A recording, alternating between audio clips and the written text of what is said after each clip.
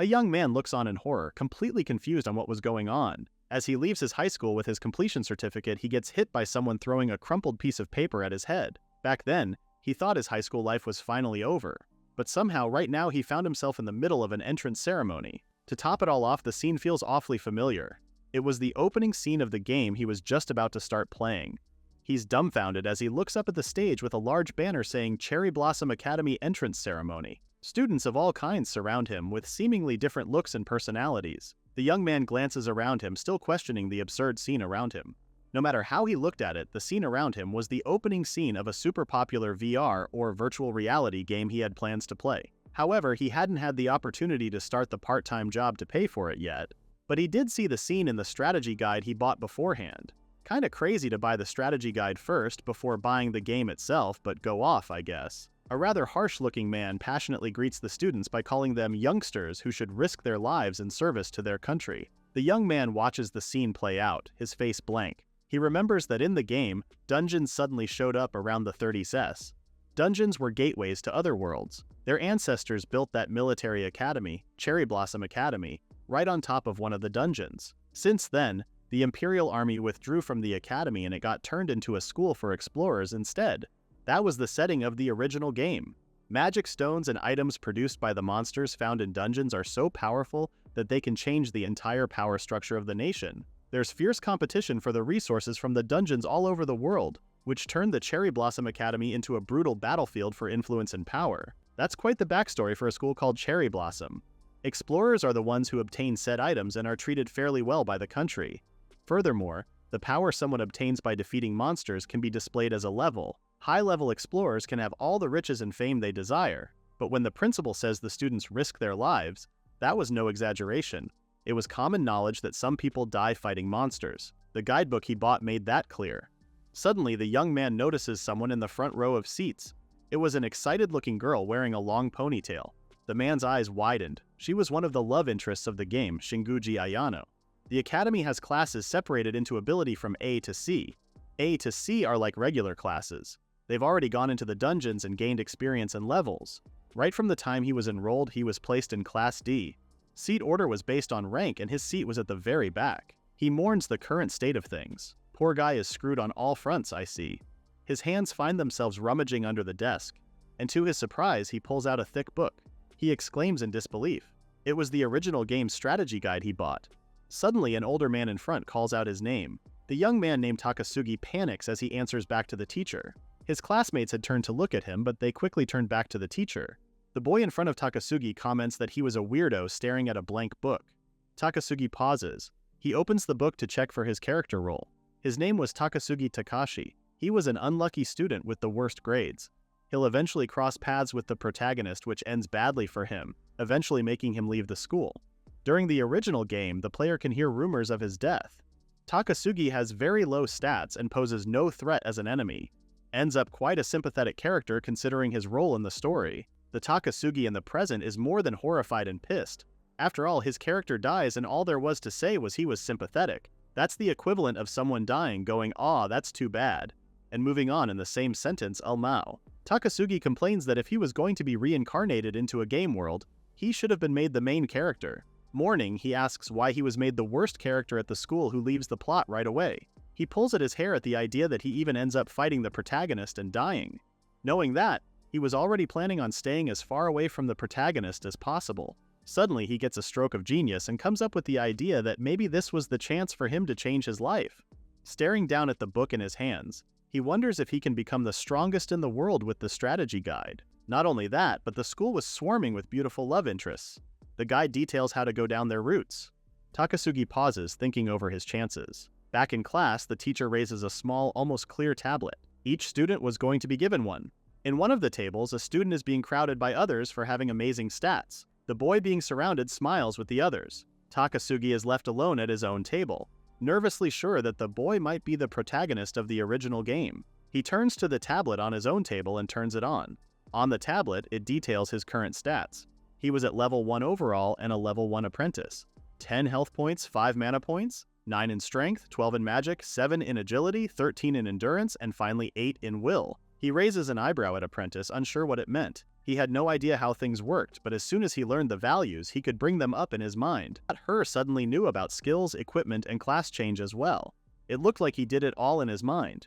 He snapped out of his thoughts when someone yells at him. A terrifying and burly student looks down at him smugly. Takasugi stays quiet, unsure what to say. The student leans over his table and looks at his table, cruelly saying that it was a miracle he got into the academy with stats like that. Before Takasugi could react, the student leaves his own tablet on the table and takes Takasugi's tablet. He holds it up beyond reach. He mocks Takasugi, asking him if he was just cursed and saying that he's never seen anyone have stats with only a single digit. He continues to laugh at him. Meanwhile, Takasugi glances at the student's tablet. His name was Furuta Masao. His stats were all double digits, making Takasugi cringe. He wasn't the hero, so he guessed that Furuta's stats were just normal stats and were already in the double digits. Furuta suddenly goes further away from his table and shares Takasugi's tablet to the others in the classroom, still laughing at him. Takasugi grits his teeth in silence before he sighs in resignation, trying to calm himself. He brings the guidebook out again. He brings himself down for thinking he was going to be the strongest. He sinks into his seat. Soon he was going to be dead trash. He flips through the guidebook and stops at a certain page. In large letters it said, "The absolute best, undeniable, fastest way to beat the game." He blinks at the page, reading about the fastest way again. It said that the strongest build was available and there was no need to reset the stats. Following the guide would help any character become powerful, giving them the ability to deal max damage and solo the final boss. For starters, Twin Lapicus magic swords and reverse counter technique is the strangest ability combination in the game. It was possible to go down the magic route as well, and if someone wanted to just finish the game, there were faster ways. Takasugi gets a diabolical grin on his face as he keeps reading. Devilishly, he reassures himself that by using the guidebook, he'll become the strongest. His thinking is cut off when a figure wearing a beaded bracelet comes towards him. They hand him a tablet. It was a lovely girl with long dark hair. She was handing him his tablet. Takasugi's eyes widened, recognizing the girl. The girl was Hanagasaki Reika. Takasugi has seen her in a TV ad for the game. She was the most popular love interest according to the popularity poll. Takasugi is mesmerized by her. However, she takes one glance at his tablet and her expression changes. Takasugi internally screams as she sees his stats, finding it completely embarrassing. Reika tells him not to lose the tablet again given how important it was. She walks away. Takasugi couldn't believe he just had a conversation with Reika. According to the guidebook, Hanagasaki Reika was the young lady of the Hanagasaki conglomerate. Everyone has heard of her. In the original game, her starting equipment is excellent and she will progress to become a magic specialist in the future. Additionally, she's cute when she blushes, but until that happens, she's a true ice queen. If the player is going for a magic party, she's a must-have for the team. Takasugi reads Reika's info on the school's rooftop. He comments that she was so popular that even someone like him, who hasn't played the main game yet, knows her. He exclaims in delight that just being in the same class as her makes him feel like anything goes. However, he suddenly turns serious because the original game had a permadeath system, short for permanent death. In a game, you'll have to start from the very beginning again if you die, losing all progress. It just showed how harsh the world was. There was even a possibility of the protagonist's own party dying, not to mention him. With conviction, Takasugi was determined to use the guidebook to become strong no matter what. Later on, in a place called the Champion Crest Hall, beds are lined up and a man is getting a tattoo. Another man sits in front of Takasugi. He asks him where he wants the tattoo, and nervously, Takasugi replies that he wants it in the normal place. He lies down in bed, bare back facing the man. Darkly, the man tells him that he already had a contract with a high-rank guild, so Takasugi should be honored to be tattooed by him. Champion crests were something like a magic mark that makes someone able to use magic. This system also allows someone to learn special spells by getting the tattoo, makes you wonder how anyone just seems to be able to get one. Since he was super weak and now he's getting one, Takasugi stands before a full-body mirror, looking in amazement at his new tattoo. Walking down the school hallways, he suddenly wonders if it was okay to have the man from earlier to give him the tattoo. Kind of horrible to ask that after you already let the guy stick a needle in you. The strategy guide didn't say who the player should be tattooed by. Takasugi brushes the question away. The only thing important was that he got the tattoo for lightning, and surely everything would go well. Back in class, Reika is showing off her abilities to other classmates, the protagonist is studying with friends, and Ayano is having an arm wrestling match. While Takasugi was reading the guide, Furuta comes up from behind him and whispers that it was finally time for the after-class dungeon dive. Grinning maliciously, he tells Takasugi that he didn't think anybody would team up with him, so he shouldn't expect anything. As Furuta leaves him alone with a mocking laugh, Takasugi picks up the guidebook and decides to follow it. Later on, in a locker room, Takasugi opens the door and peeks in. He unlocks a locker by the end of the room, and in the very back of the locker he finds a 50 yen bill. Takasugi exclaims in excitement. It may not sound like a lot, but yen in the game world was worth about 100 times the yen in the real world. Takasugi suddenly stops, his expression complicated. He knows he's in an RPG, a role-playing game, but stealing other people's stuff still really doesn't sit well with him. In gaming terms, we call that looting, and I say it's all fair game. He brushes the thought aside, deciding that he didn't have a choice for now since he had to follow the strategy guide. Going around the school, Takasugi continues to find magic scrolls, more money, and even potions. Finally, he had quite the haul of magical items.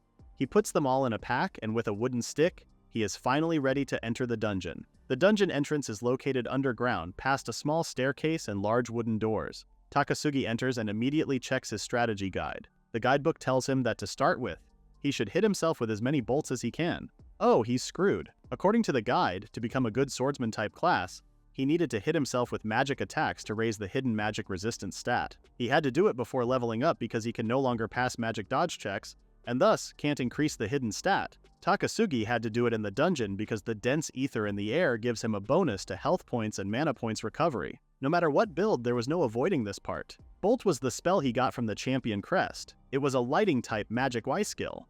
He waits for monsters to appear near the entrance, but none come close. Raising his hand, Takasugi readies his attack spell. He fires at the wall and bolts of lightning shoot from this hand. When the light clears, scorch marks are left on the wall. He's amazed that it worked. Takasugi decides to start grinding his secret stat right away.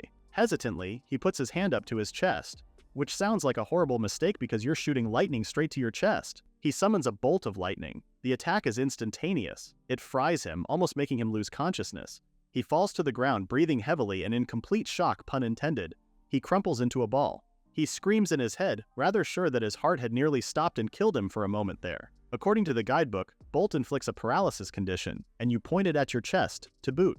He struggles to get up on his knees, complaining that he had to endure that much pain more than a few more times. He leans back on a wall. Deciding he was prepared for another hit, he summons the spell once more, now pointing at his legs. He cringes in pain. The hit hurts, but nowhere nearly as badly as the first one. Yes, because for one, it's not aimed straight for your heart. His flesh was burning and giving smoke, so it was no simple injury either. After enduring the pain for about 5 minutes, Takasugi recovered. He lifted his pant leg to find his burn completely gone. He comes to the conclusion that it was the increased recovery buff applied by the ether. He shoots a bolt of lightning through him again, on his chest again. He falls flat on his back. It still hurts. If he kept things up, he was going to go crazy. He crawls back up to his knees and consults the strategy guide. According to the book, the world was supposed to have defensive items known as rings. Equipping these rings apparently reduces damage taken. Back in a tool storage, which I'm assuming is a small shop for artifacts, the lady at the counter hands Takasugi a paper bag with the image of a slime in a ring. Like the name suggests, it was a slime ring. While in the dungeon, Takasugi slips it on. He keeps walking down the corridors until he notices something. As he turned a corner, a party of adventurers were looking over a map of the dungeon. It was the protagonist, along with Reika and Ayano. Suddenly, Reika turns around and notices him. Her eyes brighten at the sight of him, much to Takasugi's confusion. Eventually, the protagonist's party moves on ahead. Takasugi is suddenly concerned about how he looks in front of the popular kids, but he sets down his backpack and takes out his strategy guide. It couldn't be helped if he drew attention. After all, he was quite in a blessed situation. Why do I get the feeling that you just jinxed it? Doesn't help that we haven't seen the bully in a while. Takasugi continued to train himself by using Bolt on himself. Sparks of lightning shoots out from his hand and make the slime ring glow. It should be better called a bracelet, but we'll keep on calling it a ring. Takasugi prepares himself for the pain to take over him, but when nothing comes, he looks down at himself and exclaims. His body still smoked from the attack, but he never felt the damage. It was much better than before. Now he thought he would be able to pull things off. Making sure to remember his health points, Takasugi proceeds to cast Bolt again and again on his legs as much as he could. While at first a perfect dodge never triggered at all. Now, after 2 hours, he raises his pant leg and finds it free of wounds. But suddenly he hears a strange sound. He turns around to see a slime floating a few feet away from him. He exclaims as it comes rushing towards him. It hits him square in the stomach. It bounces back as he stumbles. Takasugi is able to swallow down the bile rising in his throat. He coughs as he takes out his stats tablet and sees that he only had 1 health point left. That's way too close for comfort. He pops open a health potion and drinks it all in one go. Sparkles surround him as he fully recovers. Internally, he thanks someone called Master Tony for giving advice to bring a potion to the dungeons. I think Master Tony is supposed to be someone from the guidebook, but don't quote me on that. The slime stayed a few feet away from him. And so while dodging the odd slime that came to attack him again and again, Takasugi kept mindlessly working to raise his magic resistance. As to why he didn't just kill the thing and be done with it, I have no idea. Back at the student dorms and late into the night, students from his class loiter around the dining hall. Takasugi enters the room, looking absolutely beaten all over. On the screen of the dining hall television was a girl with twin tails holding a lance. She plunges her lance into the side of a large monster. The students in the dining hall watch on in amazement. They comment that Ikujin Kyuko's guild was incredible. Apparently the girl with the lance was in the night class, shrugging off attacks as if they were nothing. Takasugi watches from the back as they continue to watch the battle in awe. Later on in bed, Takasugi is staring at his ceiling. He wonders out loud if he'll end up somewhat similar to the guild from earlier. He felt like people were avoiding him, maybe because his stats were too low. He cringes, thinking that at the rate he was going, he might be expelled for being too weak.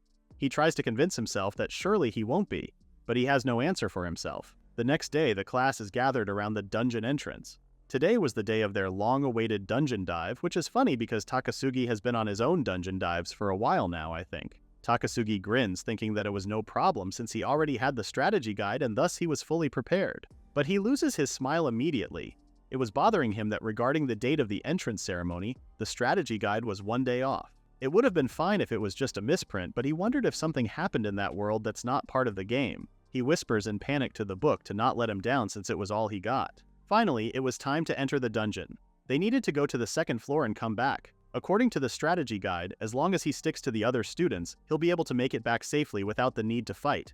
So, Takasugi's plan was to just stick close to everyone. According to the tablet that morning, almost all students are at least level 3 by then.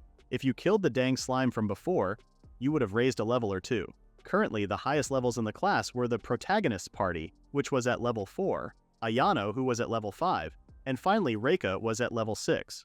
Takasugi's thoughts are suddenly disturbed when Furuta slings an arm over his shoulders, mocking him for still being in level 1. Takasugi starts to break into a sweat. He keeps laughing at Takasugi, attracting the attention of other students. Furuta laughs at him for not being able to defeat a single slime, and Takasugi tries to defend himself by saying that he hasn't fought one yet. Their conversation is cut short when one of their classmates offers to help Takasugi level up. Takasugi is speechless. It was Ichiju Kazuma, the protagonist of the original game. He had everything. Good looks, high stats, and he was even able to use special magic. Takasugi, thinking he was nothing compared to Kazuma's skills, nervously turns down his offer. Kazuma nonetheless smiles, telling him to look for him if ever he needs help. Kazuma walked away. Another classmate tells Takasugi that it was in everyone's best interest to make the weakest member in the class be stronger for the class competition exam. The other classmate's name was Kazama Yuji from the protagonist's party.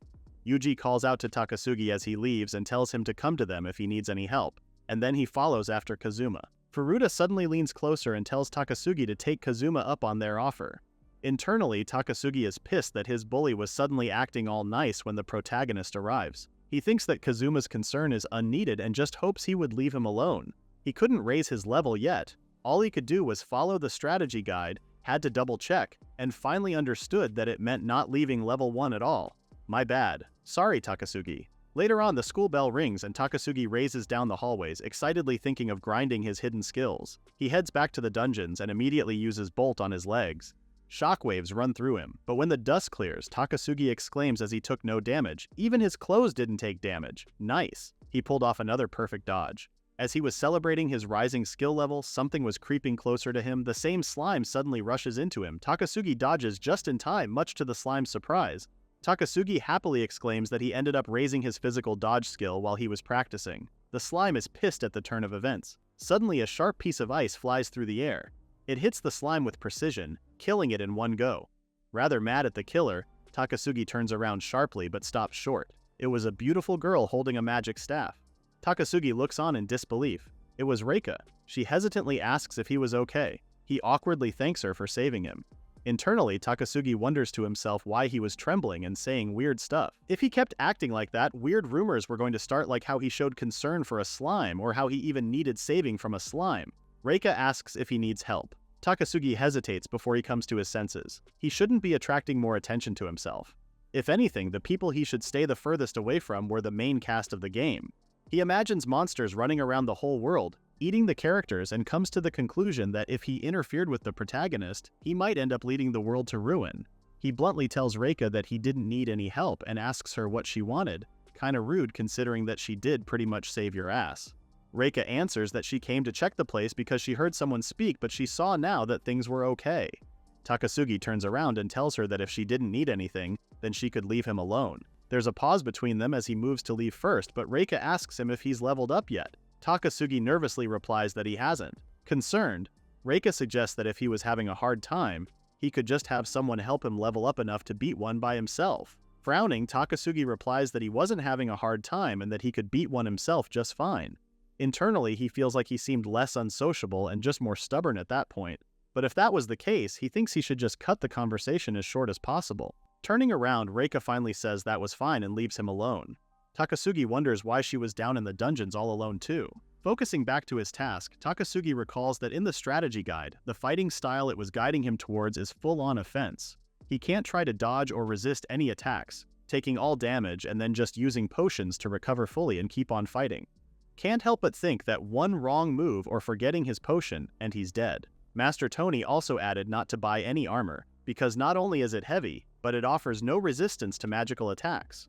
All his money was to be spent on potions and weapons. Frowning, Takasugi was a bit reluctant to get hurt too much. Although this was a game world, if his stomach was hit, he could still puke. If his head gets struck, he might get a concussion, and worst of all, a game over means instant death. With a small excited smile, he decided it was time to buy equipment. And thus, he walked into the school store. The shop is filled with items meant for magic, from jackets to bottoms and even masks and glasses. Takasugi marveled as the shop had all sorts of stuff. He turns to the side and something catches his eyes. It was an awesome set of equipment. Whoa, now that does look cool. Complete with a leather jacket, cargo pants, and fingerless gloves, Takasugi's eyes shine at the sight of it. He checks its stats to find that it had high defense and fire resistance. Making up his mind, he decided he needed the whole set. Leaving the store with shopping bags in hand, he sighs at the idea that he was flat broke again. But since he was going back to the dungeons, it was for the sake of getting better gear. Although he said he had no other choice, he excitedly takes his first steps in his new equipment. Now he's looking the part of an adventurer. He readies his stance, placing a hand over his leg and casts Bolt on himself. When the dust cleared, he and his clothes remained intact. Thanks to his more than 15 hours spent on grinding, he was starting to get the hang of the complete evasion skill. Apparently, once the skill reaches 100, its magic resistance will hit 100% too, and after that, each additional skill point will reduce damage by another 1%. Back in school, the teacher is looking over his tablet. He suddenly exclaims to see that Takasugi was still at level 1. As his classmates turn to him in disbelief, all Takasugi can do is smile awkwardly in response. His teacher tells him that he needs to get to level 3 as soon as possible or he'll be in danger since students can even die in class. Takasugi tells him that it was none of his business. Takasugi, are you for real? He's your teacher. Of course it's his business. The teacher says that he couldn't let that slide since he was responsible for their lives. Sometimes it can't be helped. What the hell do you mean by it can't be helped? But if someone dies below level 5, it becomes the teacher's responsibility. Takasugi can't muster a reply to that anymore. He looks back to his tablet, searching for the student with the highest level. Currently, it was Reika. She's surprised to hear her name being called out. The teacher makes her responsible for getting Takasugi to level 3, ordering it be done by Monday. Without hesitating, she agrees. The whole class exclaims in disbelief. Furuta angrily clicks his tongue, asking why a guy like Takasugi was going to be spending time with Reika. Internally, Takasugi was the one pissed at the idea that they were forcing him to level up with someone else when he was grinding by using his secret grinding method. After classes at the dungeon, Takasugi receives a message from Reika to wait for her in the classroom after class. Takasugi lets out a heavy sigh. He had ignored her completely and came straight to the dungeon. He was starting to find it a real pain. Just as he mumbles it aloud, Reika comes up behind him, demanding to know why he was running away. Her sudden presence scares Takasugi. She asks him if he was saying that he had a problem with her. Takasugi tries to say that he just wanted to do things at his own pace. Reika pauses for a moment before admitting that she knew what he's been doing there in secret, so there was no need to hide it from her. Takasugi exclaims in shock. Takasugi stands frozen. He couldn't believe that he was being watched. The hidden stats he was raising were supposed to be values that the people of that world can't even perceive. He suddenly comes to the conclusion that Reika had only seen the situation but had not exactly understood the reason why. Reika tells him that he can keep casting Bolt on himself all he wants, but if he came with her, she can at least help him with the bare minimum of leveling up. Takasugi looks away and tells her that he couldn't level up just yet. Reika stares at him seriously and asks him if it was really in his best interests. Takasugi tells her that it was necessary, but he also admits that he couldn't prove it. Reika pauses before asking Takasugi what was the point of doing all that. With determination, Takasugi answered that it was to become the strongest. Reika repeats his answer, and when he confirms that he meant it, Reika stays quiet before she seems to think something. Internally, Takasugi thinks darkly of how being laughed at right then would kind of sting. Reika then tells him that it was a wonderful goal, but it wouldn't be easy since it wasn't a game. Takasugi seriously replies that it was, much to Reika's confusion. "You can't just be dropping lore bombs, Takasugi." She's not impressed and thinks he's just joking. If he keeps being stubborn, her reputation will suffer too. A silence falls between them. Finally, she supposed that he'd just run away even if she tried to force him, so she instead settles on lending him a necklace. Takasugi is confused until Reika tells him that it was a necklace that restores mana points. More after that, she would heal him whenever he lost health points. That way, they would be able to save more time. She says that it shouldn't be such a bad deal for him. Takasugi agrees that it wasn't that bad an offer, but internally, he wanted to jump at the chance since waiting for his health to recover naturally had been pure agony. She says that he can continue until his self-harming habit is satisfied. "I just realized that to other people who don't know the real reason, what he's doing is more than concerning." But she makes him promise that once he's had his fill, he'd better let her level him up properly. Takasugi finally agrees. He tells himself that it was a huge help for him, but internally wonders what was in it for Reika. In a panic, he wonders if she knew about the guidebook. "Brother, I think you're just paranoid about everyone to a concerning degree." He decides that there was no point in thinking about all that for the moment. If all things went well, he'll be free from the whole ordeal, and Reika's reputation would be kept safe. He borrows the necklace from her. Later on, he casts Bolt on himself once more. Lightning crackles all over and leaves him slightly hurt, but Reika steps in and heals him. In an instant, any possible wounds are gone. Takasugi stares in amazement as warm light enveloped him while he recovered. His health points were restored by Reika's magic, and his mana points were rapidly refilled by the power of the necklace's ether crystal. Even though Reika's class is supposed to be a mage, it seemed that she also had a crest of healing. Calling for Reika's attention, he straightforwardly asks if she could show him her crest of healing. Reika is caught speechless, her face completely red. Looking away in embarrassment, she says that his request was the kind of thing someone should ask their girlfriend to do or something alike. "I just remembered that the tattoos can be in intimate areas." Whoops. She relents nonetheless, pulling her cape back. Much to Takasugi's embarrassment, Reika lifts her top to show the crest of healing on her lower back. At the sight of it, Takasugi observes that it was a complex third-generation crest. He makes the comment that it was as expected of a noble. Tucking her clothes back in place, Reika is surprised that he knew so much about it. After all, it was a secret art of a certain noble family until recently. She asks him if he asked just to show off his knowledge or if he had ulterior motives. Takasugi tells her to interpret it however she liked. Bro has a way of responding with poorly made answers. Internally, he thinks how pretty confident Reika was with herself. She asks him what kind of crest he, the great Takasugi as she calls him, who aims to be the strongest plan on getting dot. She adds that she was asking for reference. He responds that he planned on getting a 4th-generation healing crest and one more, but his words are cut short when Reika reminds him that there were only 3 generations of healing crests. See? Poorly made answers. In his thoughts, Takasugi realizes he slipped up and remembers that by the world's standards, she was right at the moment, but he really did plan on getting it. Brushing her question off, he turns around and cuts the conversation right there, telling her that the rest was a secret. Reika's mouth twitches at his words. She quietly says that she understood that it was a secret from her. No, she doesn't, and that they should go back to casting Bolt. She raises her hand, a dark look in her eyes. She offers to help him cast Bolt. She looks like she's going to fry you alive. Terrified, Takasugi refuses. He switches topics and comments that she had quite a lot of time on her hands when she could have spent it on leveling herself up. Reika smiles, telling him that there was no need to worry about her. Her level was already so high that she couldn't find anyone to party with anymore. "I thought she was a part of the protagonist's party." Takasugi is rendered speechless. Takasugi thinks of how Reika seemed to be unapproachable at first, but now he found her surprisingly easy to talk to. And so for the next 3 days, they continued to grind his hidden skills late into the night. His magic resistance skill, which had barely improved over the first 2 days, began to rise sharply on his 3rd day. Reika probably had no idea what was happening. The look on her face tells me she knows at least a bit though. From Takasugi's perspective, successful evasions led to skill gains, and those skill gains led to more successful evasions. It was the ideal feedback loop. He got greedy and decided he wanted to raise his physical resistance in addition to magic, so they took off to explore the first floor of the dungeon in search of slimes. The moment they arrive, multiple slimes sprout from the ground and bounce towards him. A particularly aggressive slime leaps into the air and tackles the side of his body head-on. Takasugi panics as his health starts to go down, but Reika just sighs and takes out her staff. Raising it above her, magic shoots out of it, hitting each slime precisely and successfully, killing all of them. Takasugi is awestruck. Reika sighs in relief, but it's short-lived. Something sneaks up behind Takasugi. Reika exclaims at the sight of it. Takasugi turns around. Before he could react, Reika runs in and shields Takasugi from a large attack. It sends both of them flying nonetheless. They lay down on the ground, Reika more hurt. They stare nervously at the slime that stood before them. It was much larger than them, wearing other slimes on its body and a sinister grin on its face. The slime stands before them menacingly. Reika slowly starts to get up. She tells Takasugi that since he was trying to avoid leveling up, he should stay back. Takasugi is speechless as Reika stands up and prepares herself for battle. With a swing of her staff, a hail of ice shards is summoned and heads straight for their enemy.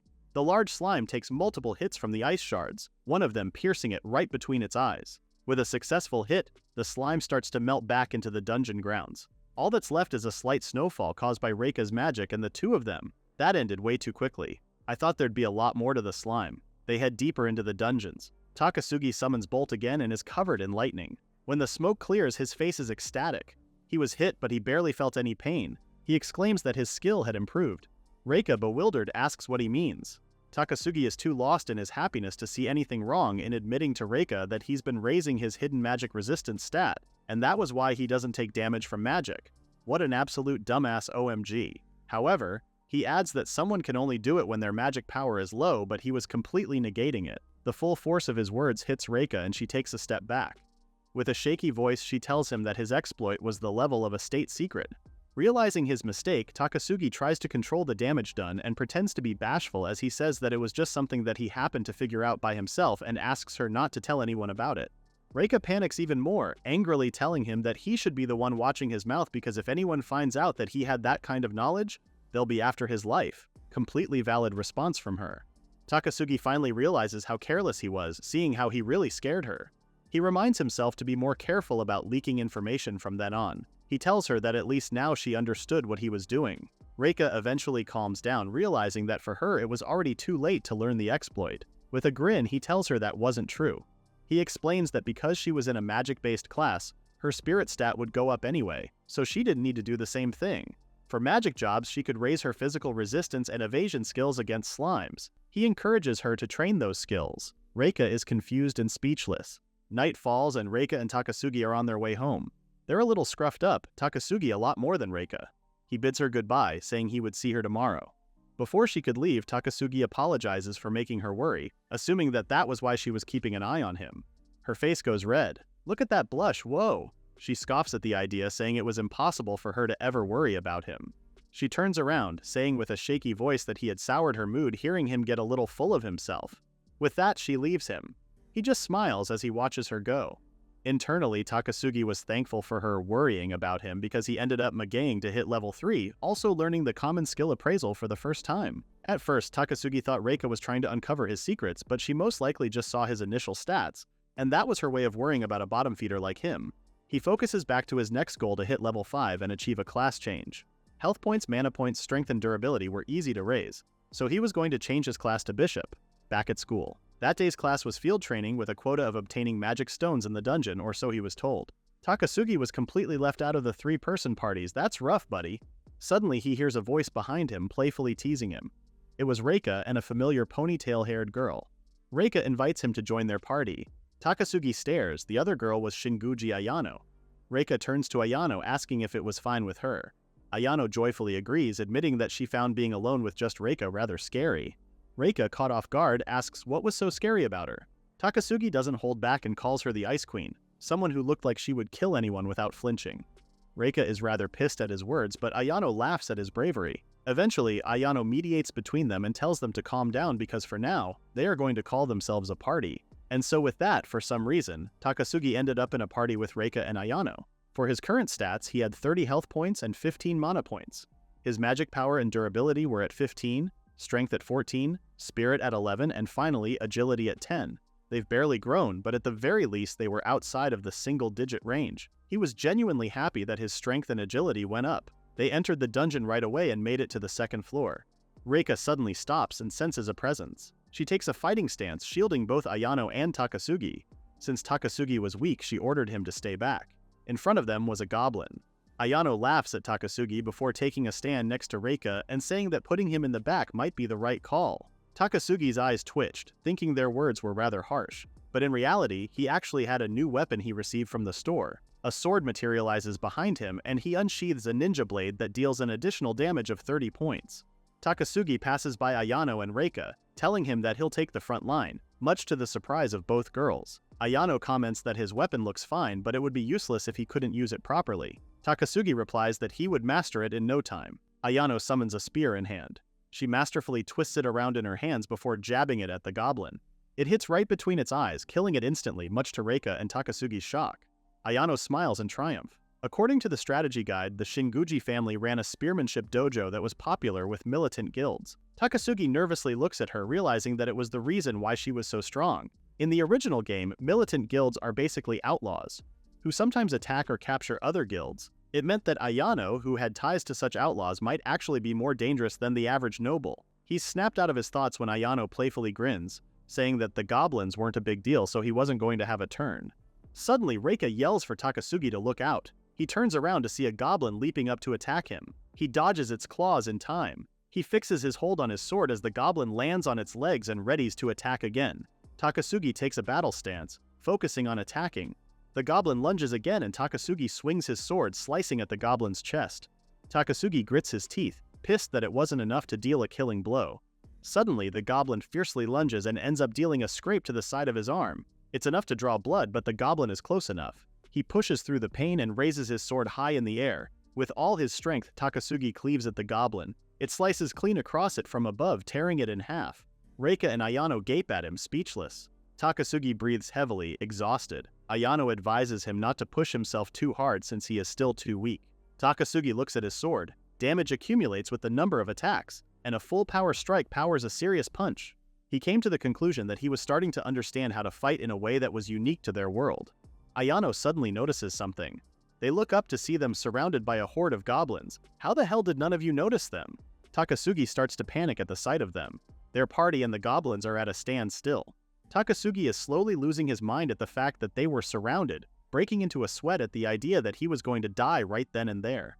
Before he can continue to spiral, a staff is tapped on the floor. Reika closes her eyes and starts to chant a spell, a magic circle appearing behind her.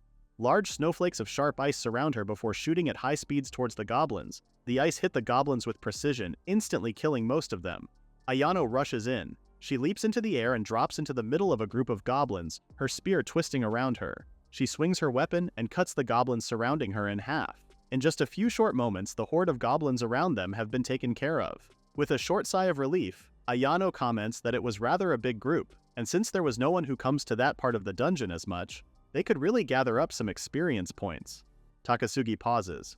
He dejectedly tells Reika and Ayano that if they kill everything, he won't be able to get any practice. Reika counters that she found him so stubborn for someone so weak. You're not even catching strays, you're throwing yourself right into enemy fire, Takasugi. He turns his back to them and brushes off Reika's words, telling them that pretty soon he'll be the strongest. Ayano laughs wildly at his words as he walks away. Takasugi doesn't look back or doesn't respond, not that he got anything good to retort. After all that, he was finally able to reach level 5 and he was able to learn the common skill from his item box. As they exit through the dungeon entrance once more, they hear yelling. A blast of magic hits a young man. The young man is pushed back a few feet, falling on his back in front of a group. A fierce-looking party looks down at him. The woman that seems to be leading the group, seemingly the one who attacked the young man. Takasugi and the rest watch the fight between the two parties. Even though it was more one-sided than anything. Ayano comments on the nastiness of the situation while Reika notices that they were the A-class students. She turns on her heel and starts to leave in the other direction, stating that they should stay away from them given how arrogant they were being. Ayano follows close behind while Takasugi sticks around for a few more minutes. He continues to watch, thinking about how as someone who was always getting hassled by delinquents, a part of him found the scene of watching the other party get beat up satisfying. But the nobles of that world would never tolerate such rude attitude from commoners. Takasugi turns to leave. Later on, after school, Takasugi goes to a spot just past the river and not far from the academy and to a waterfall basin. Takasugi takes out a manju bun he bought from the store, which is a Japanese pastry, basically a dense bun with a sweet filling. He throws the manju bun right into the waterfall basin and it sinks right in the middle.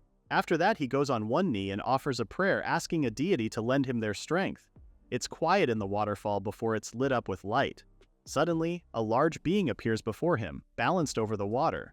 Takasugi is surprised at its sudden appearance. The being agrees to lend him its abilities. Takasugi is enveloped with the being's power as it gives him their blessing. According to the guidebook, the bishop class grants an additional 100 more health points and 80 more for strength, magic, and endurance each. Among the classes unlockable at level 5, bishop was the strongest. It had stat bonuses and high growth values. It's highly compatible with both frontline and rearline roles. To unlock it, the player must receive the blessings of the Japanese deities tied to water and protection, Ryujin and Seiwatsuhime. It was set to have the hardest difficulty for someone who's trying to be the strongest. Putting yourself immediately in hard mode sounds like not a good option. After successfully completing his class change, Takasugi then came to the research institute attached to the academy. Takasugi is suddenly on alert as a man nears the lab where he was waiting.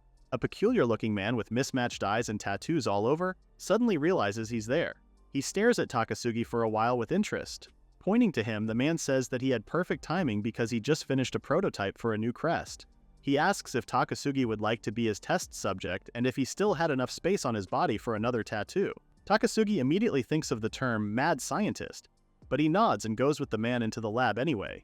You're just as crazy for going with a man who just said that he had something new cooking up and wanting to test it on you immediately. Inside the lab, Takasugi is lying face down on a medical bed with his wrists tied and an oxygen mask on. On his back is a brand new tattoo that takes over most of his skin. He opens his eyes and, seeing the scientist, asks him if he could also add Fortitude 1, Swiftness 5, Exorcism 4, and Summoning 2 to the tattoo. The scientist is surprised at his request. Looking rather annoyed, he tells him that he was demanding too much just for lending some space on his back. But then he stops and thinks his request through and comes to the conclusion that the idea wasn't such a bad build. After that exchange, Takasugi lost consciousness. When he woke up later on, the chains on his wrists and the oxygen mask were gone. He gets up from the bed and walks over to a full-length mirror. He turns around to see the new set of tattoos that decorate his skin. He exclaims in amazement at the sight of the large markings, almost like a snowflake across his back. It appeared like the scientist had given him all the crests after all. He managed to get crests that someone normally couldn't obtain without meeting special conditions, all for free. Suddenly, he hears someone behind him. It was the scientist. Just like the guide said, the man really was the inventor of the Cure-N pattern. Suddenly, the scientist asks who exactly Takasugi was with. Takasugi suddenly starts to panic, realizing he should have read the guide more carefully since he was suddenly coming up blank right then and there. Gotta love that this idiot went to the mad scientist's lab without any clear direction on how to proceed. Pretending to be innocent, he lies and says that he just got separated during a tour and was just looking for the exit. The scientist suddenly grabs him by the shoulders and makes him promise him that he won't tell a soul about what happened. Takasugi nervously promises that he won't tell anyone, especially since the scientist gave him so many crests. The scientist yells that he didn't care who he showed the ones he asked for, but he shouldn't dare to show anyone that crest he asked to carve on Takasugi. Takasugi makes sure to promise again. Finally reassured, the scientist changes the topic and asks him where he based the crest build on. Takasugi starts to panic again, coming up with the excuse that it was just a spur-of-the-moment idea. The scientist raises an eyebrow, saying that he figured that most amateurs would want flashier magic. Meanwhile, Takasugi's seems plain at first glance. However, the combination of crests he chose was as if from the millions of possible combinations, they seemed to be selected with terrifying precision to handle any and all situations. With a mad look in his eyes, the scientist felt like it was a build devised by someone who knows even more crests than he did. Takasugi stays quiet. Suddenly, the scientist turns around, all tension gone, as he comes to the conclusion that the idea was impossible. He leaves the lab, muttering to himself that maybe he needed to start researching combinations from then on. Takasugi is left behind, speechless. Later on that night, Takasugi walks down the school corridors towards the dorms. It was completely dark then. He happily thinks how since he was now a bishop, he could use heal. He had the Fortitude crest to boost his strength, Swiftness for agility, Exorcism to remove debuffs, and finally Summoning to let him use summoning magic. He grins at the idea that he got all the crests needed in one go. As he passes by another corridor, he suddenly notices something and his face darkens in fear. He stared at the entrance to the dungeon. I wasn't aware the dungeon was right in the school's backyard, that's crazy. Slowly rising from the stairs was a terrifying human-like monster with horns and multiple eyes and mouths. Takasugi looks on, horrified. Takasugi watches in horror as the monster proceeds to walk into the dark. It starts to walk down the corridors like it was completely normal while Takasugi hides behind a tree. He fearfully peeks behind his hiding spot to make sure he was seeing right. His legs are shaking. He was sure of it. It was a shape-shifting monster that devours students at the academy and takes their place. However, Takasugi was sure it wasn't supposed to appear until much later into the story. Horrified, he considers the idea that the game becoming real caused an anomaly to happen, and now NPCs were moving around as they pleased. The monster was unstoppable. Even the protagonist, Kazuma, shouldn't have the power to defeat it at that point. Takasugi wasn't sure who it was going to replace, but someone at the school was definitely going to die. At his current level, all he could do was stand by and watch, and if by some chance its cover gets blown while it's disguised as a student, the thought alone terrified Takasugi. Later on, back in the dungeon, a bloody Takasugi shouts as he swings his blade wildly, slicing at the side of a slime. The slime, having taken enough damage, starts to burst with light before completely exploding into pieces. Takasugi gets a notification that he has leveled up. He celebrates as he finally reaches level 6. Currently, he was Bishop level 3, all his stats more than 21, his highest being magic power, which was at 31. He had holy magic equipped for his skills. He wipes at his brow with an exhale. Behind him, a voice informs him that the boss was dangerous and orders him to fall back. He turns to find Reika. With a frown, Takasugi tells her not to worry because he had taken the monster down plenty of times. Reika is obviously confused with his words, unable to believe him. Takasugi's face is blank, but he's internally offended at the idea that she still thought he was still weak. Understandable.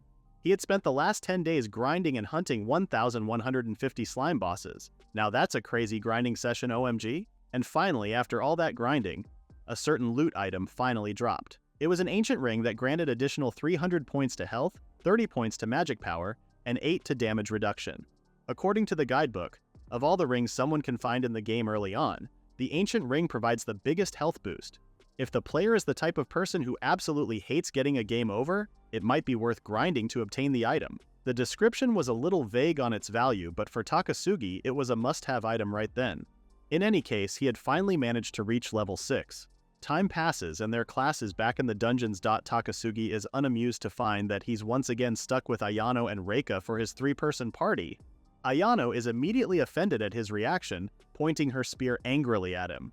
According to her, everyone was avoiding her and Reika because their levels were so far ahead already, so they did the favor of picking Takasugi up since he was left in the dust. She tops it all off to say that he should be thanking them. She adds that she heard that he was still grinding on the first floor and accused him of never improving. With a dark grin, Takasugi challenges her words. Deeper in the dungeons, a wolf-like monster appears before them. It lunges at Takasugi immediately. It goes for his shoulder and bites, but Takasugi buries his sword deep into its body. The wolf freezes as the sword goes completely through it. The monster explodes into nothingness, and Ayano is speechless. Takasugi staggers to get back up, slightly pained but still lightly smiling. Ayano asks Takasugi as he gets up if that was the same sword he used before and if he got it resharpened. Takasugi scoffs, accusing Ayano that she only thought he was able to catch up because of his weapon. A vein pops up on Ayano's forehead and her smile is stiff at the idea that Takasugi had apparently caught up to her. Reika, meanwhile, stares at Takasugi in amazement. She observed that he hadn't taken any damage, he's gotten much tougher, and his attack power was on par with Ayano. To top it all off, she asks how his magic was just as powerful as hers. Takasugi reasons that with his current durability, the monsters in their current area couldn't even put a dent on his health points. Internally, he starts to panic that Reika had noticed that something was off. However, he was sure that she probably won't press him on what class he chose. Ayano cuts in on the conversation, telling Reika not to lump her in with a scrub who had never broken a sweat in a proper dojo. She gets a dark look in her eyes as she says that their leveling has stalled, so she suggests that they try the 3rd floor. She sarcastically ponders if that floor was still too much for Takasugi. Internally, Takasugi thinks of how Ayano just wanted to prove she was still stronger than him against the monsters on the 3rd floor. Reika thinks about the idea and remembers that the monsters on the 3rd floor used magic. She's concerned if they might be rushing things. Realizing what she was trying to say, Takasugi asks them if they had never been to the 3rd floor. Ayano's smile is rather shaky as she states that it was also Takasugi's first time on the 3rd floor. She says that just going to a new floor significantly increases the risk of dying, and again she asks sarcastically if it was still too soon for Takasugi. Takasugi stays quiet to her taunts. They end up proceeding to the 3rd floor. Immediately, they're greeted by shaman-like monsters holding wooden staves. Their party gets into position for a fight. With a wild swing of its staff, one of the monsters blasts a powerful blow towards them. Just as Takasugi seems to hesitate, Ayano is focused. She masterfully dodges the magical attacks and leaps into the air above the monsters. The monsters are dumbfounded as Ayano swings her spear down. She cuts the monsters in half, killing them instantly, and they explode as she makes her landing. The victory is short-lived as Takasugi and Reika see one of the monster's attacks had shot through her shoulder. Takasugi softly exhales. Holding out a hand towards her shoulder, Ayano's wound starts to glow. Beneath his gear, the crest on Takasugi's back is activated as he uses magic. Slowly but surely, the shrapnel that impaled Ayano disappears and her wound completely closes. As Takasugi turns back around, he states that she was weak, and with a teasing grin, he tells her not to push herself. This is the kind of petty behavior that I approve of. Make sure they're okay enough to handle more pettiness to keep them humble. Ayano's face completely flushes red at his words. Their banter is cut short when someone calls for their attention. A rough-looking three-person party tells them that they were in C-class students' hunting ground. They order Takasugi's group, which was built on D-class students, to get out. The C-class crew were the type who've been dungeon diving since middle school. They were most likely 5 levels higher than Takasugi and the rest of the party. The other group continues to stare them down until Takasugi is forced to retreat. As they leave, Ayano angrily states that they were being blatantly harassed and acting like tyrants. Reika tells her to calm down since they were currently no match for them. And so, during their dungeon diving classes, harassment from C-class students became rampant. Within their class, resentment towards them was starting to boil over. In the midst of all that, a joint swordsmanship class for the entire grade was announced. A harsh-looking instructor calls for the next student and Takasugi stands up. A young man clicks his tongue. The man exclaims at the realization that his opponent was apparently some bottom feeder from D class. Kind of makes me wonder, when was the last time that anyone checked Takasugi's stats for him to still be known as a bottom feeder in his class? You'd think everyone knows that he's one of the highest ones now. The rest of the students sneer and laugh at him. Takasugi understood that his opponent planned on taking out all the frustration he gets from the upper classes on him.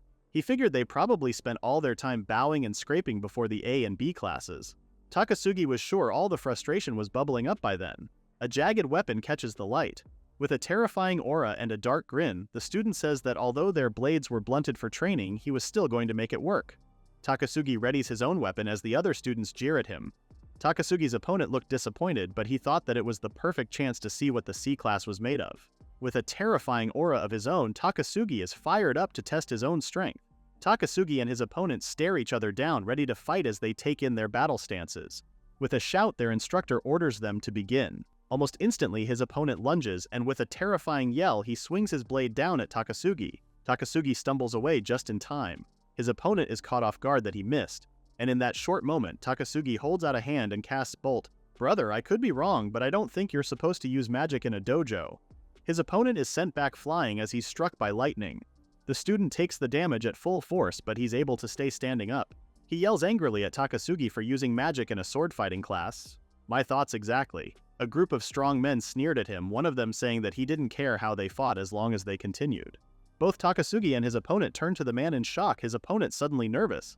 "Takasugi, this is your fault. Why are you so surprised?" His instructor remains quiet. Giving orders like that and completely ignoring the teacher, Takasugi was sure the group of strong men were definitely from the A class. He guessed that it was their idea of a ranking ritual. Recovering from his shock, Takasugi's opponent casts Flame Burst. He summons fire from his hand and throws it right at Takasugi. The flames envelop him. It burns for a while, but when it eventually clears, Takasugi remains standing, although sustaining some injuries. His opponent is pissed. He lunges and makes a swing at Takasugi, who's able to counter it with his own sword. Swinging his blade wildly, his opponent delivers multiple attacks at Takasugi. Takasugi is able to block most of them, although struggling. His opponent slices at him one more time. It sends Takasugi sliding back, but he's still able to maintain standing up. The man from the A class loudly comments that he found it pathetic that someone was losing to someone who was only from D class, to be fair. C class bro didn't know he was going against a complete leveling up maniac with a cheat sheet. Takasugi's opponent takes the words to heart, anger rising even more. He starts muttering an ancient language to himself. When he raises his blade, it's engulfed by magic. He grins madly as his blade roars with flames. Takasugi stares in shock at his opponent's use of a blaze skill that could imbue his sword with magic. His opponent smirks and in a flash disappears from in front of Takasugi. Before Takasugi could react, the other student was right in front of him. The C-class student delivers a powerful swing. It hits Takasugi point blank and sends him flying. He crashes into the dojo walls by the other spectators. When the dust clears, Takasugi finds himself wounded enough to bleed from his mouth and somewhere on his head. The other students are terrified at the sight of him. Takasugi exhales slowly before holding a hand up to himself and casting heal. Lights takes over his face and slowly closes his wounds. His opponent is lunging for him again. He appears right beside Takasugi. Takasugi has a split second to react and raises his sword just in time to block. The opponent's blade still sends him flying, but Takasugi protects himself. As he gets enough distance from the C-class student, he holds out a hand and casts a spell. His opponent is once again hit by lightning, seemingly stronger voltage this time. The C-class student is fried stiff, standing up from the aftermath of the shock and rendering him paralyzed. Takasugi stays vigilant, waiting for his opponent to make another move. "You paralyzed him, bro. I think you can relax for a few seconds." The A-class student from before officially declares the match over. Takasugi's opponent, finally able to move again, tries to reason that the fight isn't over yet. But the same A-class student stands his ground and tells him that he lost the moment he failed to counter Takasugi's magic. Takasugi lightly smiles at his victory, despite the glare of his opponent.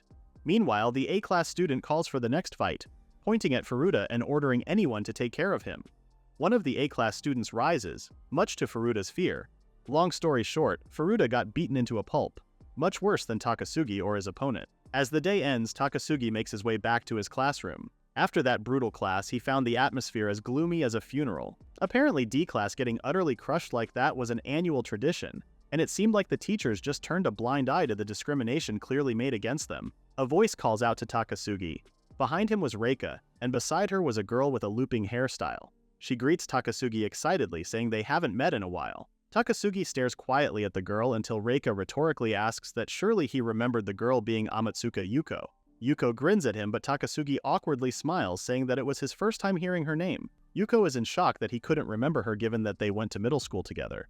Takasugi tries to rack his brain for any memories. He internally wishes that the game would stop adding hidden backstories since it was making his heart race. Yuko reasons that she was out sick until recently, asking bashfully if he really did forget about her. Takasugi nervously tries to answer, but Yuko cuts him off, rather pissed, realizing that he really did forget about her. Takasugi plainly states that he didn't need a lecture on common sense from someone with pink hair. Pretty sure Reika has blue hair though, so isn't it normal to have abnormal colored hair? Reika explains that since Yuko had a low level because she was absent, Reika was helping her out. However, she wanted Takasugi to help Yuko out too, as repayment for his debt to Reika.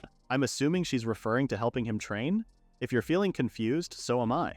Internally, Takasugi thinks of how Reika's meddlesome personality was acting up again. He thinks of Yuko as another stray Reika had picked up. Amatsuka Yuko was a fairly popular heroine. She was a magic specialist who focuses on healing. Though optimistic and easygoing, she also has a gentle side and is always full of energy. At the start of the original story, she's been absent from school for about a month due to poor health. That's wild considering she's a healer. Back in the classroom, a discussion about the discrimination against D-class was about to begin, so Takasugi slipped out alone and headed for the dungeon. All he wanted to do right then was raise his level, so he headed straight for the 7th floor of the dungeon. When he arrived at the 7th floor, it looked to be like a wasteland, with fallen rubble and broken swords struck to the ground. Down there, in addition to monsters called ghosts that can only be defeated with magic, zombies and skeletons also appeared. The enemies use powerful magic, so normally it was a floor that everyone just skipped. But the truth was that if someone had the bishop class, the enemies could be taken out with a single high heal. Takasugi raises a hand and delivers a powerful burst of light at the monsters coming for him. They sizzle out in an instant, leaving nothing behind. Takasugi lets out a sigh of relief. Ever since he had information about that efficient grinding spot, he couldn't help but think to let the others have their stupid turf wars. Night falls as he continues to train. The next day in school, one of Takasugi's male classmates points a finger at him and says that he was going to be the one who drags all of them down the most. Apparently, during their meeting on their loss to C-class, Takasugi's long-haired male classmate, amazing that he doesn't know his name, wanted to pin all the blame on Takasugi. Takasugi frowns at the words, asking what he meant by dragging the class down. He asks if they planned on starting a war with the upper classes. Takasugi knew that according to the guidebook, if they just let the story play out, a conflict was bound to happen eventually, but the A-class leader was a real pain. He was an opponent with mystic eyes. Takasugi wasn't even sure he could win against the A-class leader at level 20. So instead of wasting resources on pointless conflicts, Takasugi really just wanted to focus on leveling up. The long-haired classmate yells at his face that they were trying not to be looked down on by the upper classes, and Takasugi was the one holding them back. Completely calmly, almost terrifyingly so, Takasugi replies that his classmate should just focus on raising his own level because he was in no position to be worrying about anything else. much to his classmates' anger. Finally, someone cuts in. Kazuma says that fighting amongst themselves wasn't going to solve anything. However, Yuji Kazuma's friend argues that if they don't fight against them at least once, then the harassment from C-class would never stop. Kazuma is quiet and so is the rest of the class. The gap between Takasugi's D-class and C-class, who've been diving into dungeons for 2 years, wouldn't be easy to close. Takasugi figured that he could probably close it, but he couldn't let anyone know about the strategy guide. Ayano suddenly adds on to the conversation, saying that they've already seen that just talking about it got them nowhere, so she preferred everyone just try to keep a low profile for the moment. With glittering eyes, she says that she wanted to aim for the top, and so she had no intention of losing to that kind of harassment. Takasugi figured that Ayano was just trying to tell them to just shut up and level up, and he agreed that was probably the best solution. While the rest of his class was arguing about starting a fight, Takasugi ignored them and went to level up on the 7th floor. And in just 1 month, Takasugi had already reached level 20. Back in the dungeons, Takasugi, Yuko, and Reika stand in their battle gear. This time, Takasugi wields a large greatsword. He yells as he rushes in with the greatsword before slashing it down on an enemy with amazing strength, cutting it into 2. Meanwhile, Yuko turns to Reika and apologizes that they had to enter the dungeons for her sake. Reika reassures her that she didn't have to worry about it since Takasugi seemed to be having fun anyway. She tells Yuko that they could just take it easy, watching Takasugi swing at another monster. After grinding on the 7th floor the other day, Takasugi's once low stats have risen to about average, and he was even able to change his job into Gladiator. Gladiators had an increase in health points by 200, strength by 150 points, and agility by 50. Gladiator's health points and strength increased easily, and while it was primarily an attacker class, it also got a decent boost to agility. True to the history of real-life gladiators, who fought unarmored and couldn't rely on miracles, the class had 0 growth in endurance and magic stats. The lack of magical stat development was a double-edged sword. While magic points barely increased, physical attack power was easier to raise, making it a strong class for physical offense. Takasugi wouldn't level up much on the floor they were at, so there wasn't much he could do except play around. Wow, way to flex, Mr. Hotshot. Even with a rental weapon, he was able to slice through enemies with ease. Suddenly behind him, Reika says that he wasn't doing too bad, seeing that he could handle a greatsword with the way he was using it. She noticed that he'd gotten much better at fighting, the speed of his growth never ceasing to amaze her. Takasugi frowns at her, asking why she always had to make everything sound so condescending. Adding that a lot could change in a few days, I could be wrong, but I didn't think that was condescending. Odd. Yuko asks if Reika meant that she thought that he was better than average, which Yuko found unexpected. Reika argues that she thought he was just so awful at the start that the fact he could fight normally was a huge deal. Takasugi is quiet for a second. Finally, Takasugi argues for Reika not to make it sound like he had no talent in the first place. He reasons that he just struggled because his starting stats were low. Finally, Reika tells him that people said his starting stats were his talent. But right then, Reika was only trying to compliment him. Takasugi guesses that although it could indeed be called a talent, it was still a hard pill for him to swallow. Yuko had hit level 5 in just half a day, and for a first-timer, that was an almost impossibly good result. Takasugi turns to Reika and lets her know that since it was getting harder to level up where they were, it was best to head for the 4th floor. Reika agrees with him, but she hopes that they don't run into any trouble. Takasugi says that if C-Class tried to get in their way, they could just beat them. Besides, Takasugi adds that he believes that Kazuma had already taken care of them. Reika frowns at his words, asking where he got all his confidence from. Yuko also looks confused, asking if Takasugi had always acted that way. Takasugi stays quiet, unsure how to respond. Takasugi, Reika, and Yuko arrive at the 4th floor. Just then, they notice a group of people gathered in front of them. Watching them, it seemed that D-Class and C-Class were already getting into a fight. One of the D-Class students held a C-Class student by their lapels, screaming and glaring at one another. With a leap, Takasugi jumps over onto a ledge. He tells Reika and Yuko that the view was better from there. Reika and Yuko look up at him, confused how he was even able to get there in the first place. Meanwhile, one of the C-Class students sneers at the D-Class group, ordering them to leave because the area was supposedly far too advanced for them. Suddenly, another male from D-Class comes in front of the group, determinedly saying that they were getting through there, even if they had to use force. Takasugi's eyes widen to see that it was Kazuma. The group of C-Class students grin darkly, and the leader raises a finger at the D-Class group, taking them up on their challenge. Kazuma and the rest of his group don't back down. Watching the fight, Takasugi realizes that the leader of the C-Class group was someone named Kiriyama. According to the strategy guide, his level at the time was level 12. That meant that compared to Kazuma, there was a level difference of about 4. Compared to Kazuma's group and their weak equipment, the enemy C-class students were decked in expensive gear. Still, Takasugi reasoned that since Kazuma was the protagonist of the story, then somehow he'd be able to make up for the difference. How does plot armor work in this world, I wonder? Does it just leave Kazuma alive enough not to die? Takasugi braces himself for the incoming fight, wondering who was going to win. With Kazuma leading the group, the rest of D-class rush in. They close in on the C-class students. Kazuma reaches the enemies first and he pulls back his sword arm, ready to strike. Once within distance, he jabs his weapon right at one of the students' faces. Hitting them straight to the face is crazy work, Kazuma.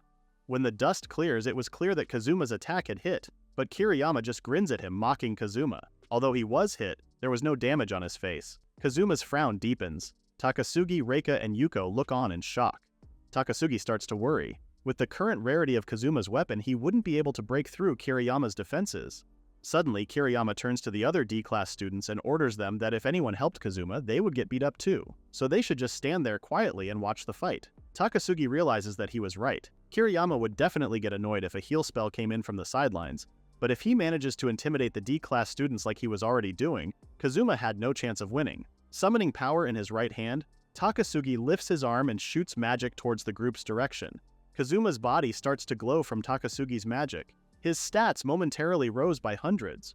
Kazuma is surprised at the sudden boost in strength and speed, but Kiriyama doesn't fail to notice his buffs either. He looks around in a frenzy, asking who cast magic on Kazuma.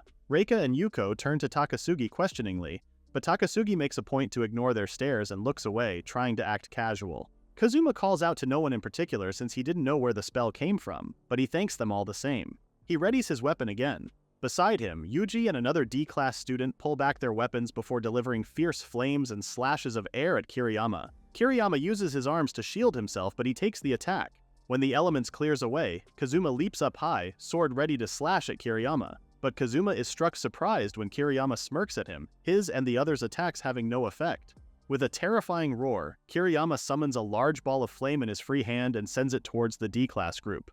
Some of the students are caught in the blast and go flying, but the more unlucky ones scream in pain and terror as the flames stick to their bodies. One of them lies on the floor, burnt and unconscious. Takasugi's group watches, completely speechless. Kazuma and Yuji are burnt, but they struggle to their feet. Kiriyama waits for their next move and Kazuma rushes in once more. He dashes for Kiriyama, but before he can get too close, he steps to the side and makes a run for his blind spot. Kiriyama realizes what he was doing and turns around just as Kazuma slides to a stop behind him. Kazuma rushes in for him again, but Kiriyama mocks him for being a fool. He summons another flare burst as Kazuma dashes towards him, but at the last second, Yuji appears in between them, ready. Oh hell yeah, we're winning using the power of friendship with this one. Kiriyama is caught by surprise as Yuji summons a magic circle that shields them from the fire. Kazuma runs around the magic circle towards Kazuma. With a fierce slash, he cuts a wound clean over Kiriyama's chest. Kiriyama takes the full damage. Takasugi is in awe over the fight. Kiriyama goes flying, a large gash on his chest. As Kazuma makes a clean landing, Kiriyama falls to the ground. Kazuma's party yells in triumph as they win, Takasugi and his group watching in amazement at the conclusion of the fight. Kazuma breathes out a sigh of relief. Kiriyama's party members curse as they sit him up. Together, they carry him away from the D-class group. Takasugi smiles and calls out to Reika and Yuko, urging them to head deeper into the floor. Reika's eyes are bright, still impressed that a D-class group was able to defeat a C-class party. Just as Takasugi's party passes by their wounded classmates, one of them calls out to them. It was the classmate that said Takasugi was the one bringing them all down. Held up by another classmate, he yells at Takasugi, demanding to know why he thought he could just walk through the 4th floor after doing nothing. If only bro knew Takasugi was a huge part why they won. Reika stays quiet, but Takasugi stares his classmate down, saying that he talked as if he actually did something. Oh damn, get his ass. Takasugi frowns, internally admitting that in reality, if they guy had been more mobile, the fight would have been much easier. His classmate yells again, telling Takasugi not to screw with him since they were the ones who put their bodies on the line. Takasugi coldly states that his classmate was the one that said they needed to raise the whole class's level, so it would be a problem if he didn't level up. He asks sarcastically if the boy had had a change of heart. The boy yells at him, but Takasugi glares at him. He jabs a thumb at Kiriyama's group, saying that if he wanted to pull the same stunt as the C-class did, then he was free to take Takasugi on. I genuinely want to see Takasugi humble a classmate. I bet it would be so fun. His classmate tries to lunge for him, calling him a bastard, but Furuta holds him back and tells him to stop. With a dark look on his face, he tells his classmate that Takasugi had gotten a lot stronger. Reika looks at Takasugi, but he stays quiet. Takasugi's group goes deeper into the 4th floor. Yuko looks around in wonder, asking the other two if it was really okay for the 3 of them to be there. Without turning around, Takasugi says that it was fine because he was there. Yuko pointedly ignores him and turns to Reika, asking that surely it was impossible for them. Takasugi frowns that he was brushed off. Reika reassures her that if Takasugi says it was fine, then it must be fine. We thank Reika for the short vote of confidence for that one. She adds that she was there too, so Yuko didn't have to worry. Yuko is finally put to ease with her words. Takasugi turns around, saying that Yuko wouldn't believe his words, but she would believe whatever the poker-faced girl says. Bro, chill. To be fair, she's known to be the strongest in class at the moment. Reika's face immediately darkens, almost like a demon, as she repeats what Takasugi called her. Yuko suddenly cuts in, saying that Takasugi's reputation wasn't exactly great since everyone said that he was so useless he couldn't even defeat a slime. Takasugi retorts that he had never failed to beat a slime. Reika counters that she seemed to recall protecting him when he was attacked by a slime. Takasugi grits his teeth, thinking how it was a slime boss, and it was back when he was still at level 1. Yuko points to him, accusing him of being a failure. Takasugi defends himself that it was only in the past. Eventually, their group seems to arrive at an area with a lot of people. Banners were hung from the walls, stalls set up shop. Takasugi and the rest looked around in awe. There was an inn, a rest stop, and a shop. It was like they'd wandered into a town. Yuko is amazed to see that they even had vending machines. Sometimes I forget that they're set in the modern day. I was wondering why a fantasy world suddenly had vending machines. Their current floor was popular with explorers since it was easy to level up, so safe zones had been developed to look like towns. But Takasugi's group passed by all of that and headed straight for the main area of the 4th floor. Their party is surrounded by monsters, and Reika stretches an arm out, casting an ice spell. The monsters stand paralyzed at the sudden attack. The spell hits them point blank, a huge wall of ice blasting around the hallway. The monsters scream. When most of the blast clears up, the monsters are frozen in place. Takasugi charges in through the fog left by the ice spell. He yells that his vision was blocked, so it was tough to fight with. Reika tells him to deal with it. Takasugi pulls back his sword. In a succession of fierce slashes, Takasugi cuts down all the monsters. The monsters are sliced in half. Takasugi makes a clean landing. He turns around to check if the monsters were defeated, in time to see their bodies fall. Instantaneously, Reika and Yuko level up from the battle. I can't believe neither of them notice that Takasugi is doing the killing, and yet he doesn't level up. Takasugi turns to them and suggests that they should probably head back to the inn soon. Reika says that since they were earning so much experience, she wanted to go a little longer. Takasugi asks what level she was currently at. Reika tells him that she just hit level 9 and she absolutely wanted to get to level 10 during their current session. Takasugi tells her that since it was still the first day, there was no need to rush. Reika frowns, asking him what level he was and why he wasn't saying anything. Pissed, Reika says that Takasugi made her tell him everything while he kept his own secrets. It was always like that. She says that it wasn't like she was interested anyway. Reika says that she hasn't seen him in the dungeon after class lately, and she bets that he's been hiding in the mountains, swinging his sword around. Takasugi knows for himself that it's obvious because he's been grinding on the 7th floor. He awkwardly turns away, saying that it was a secret. Internally, he thinks that if they tried to copy him and died, it would be a problem. Yuko cuts into their fight and says that it's only her first day, but she was already level 6, but she admits that it's also definitely getting harder to level up. Time passes as they explore the 4th floor more, and Takasugi notices something. It was a flight of stairs leading downwards. It was the entrance to the 5th floor. He asks if they should check it out. The stairs are deep, surrounded by large trees reaching the high ceilings and roots spreading downwards. They descend the long flight of stairs and find themselves surrounded by the large tree roots. As they start to head deeper in, Takasugi turns around at the sound of movement. The 3 of them stop as they all come face to face with whatever was coming towards them. Standing over them was a large lizard-like monster bigger than the tree roots, spikes on its back and multiple eyes. That is a very big monster. Takasugi's party stares up at it, horrified. Suddenly a chill runs down Reika's spine and she turns around. Behind them was another monster, lion-like beast with large fangs and almost just as big as the lizard monster. The lizard opens its mouth in a snarl and all 3 of Takasugi, Reika, and Yuko scream in unison. The lizard monster lunges, diving its mouth right at them. When the dust cleared and the lizard rears its head back, Takasugi and the rest were safe, the monster missing them by a few feet away. Takasugi holds his sword at the ready for the lizard's attack, but the lion behind them rushes in with a powerful roar. Takasugi orders the 2 girls to get down. Reika and Yuko do as they're told just in time. They duck as the lion opens its sharp-toothed mouth. Once it's near enough, Takasugi delivers a powerful slash. It sends that lion crashing past them, its mouth bloodied and its largest fangs cut in half.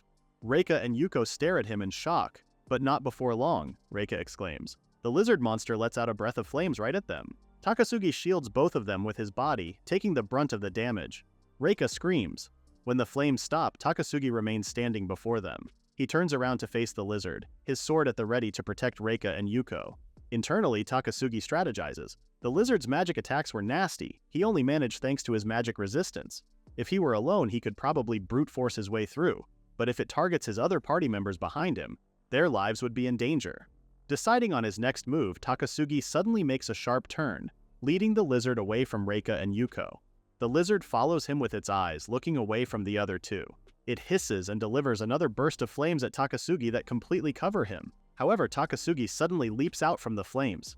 He jumps high over the lizard, catching it off guard. He puts his whole weight into a stab and drops over the lizard's head, his blade pushing deep. He leaps away from the monster as the monster crashes to the ground, the wound on its head gushing with blood as it bleeds out.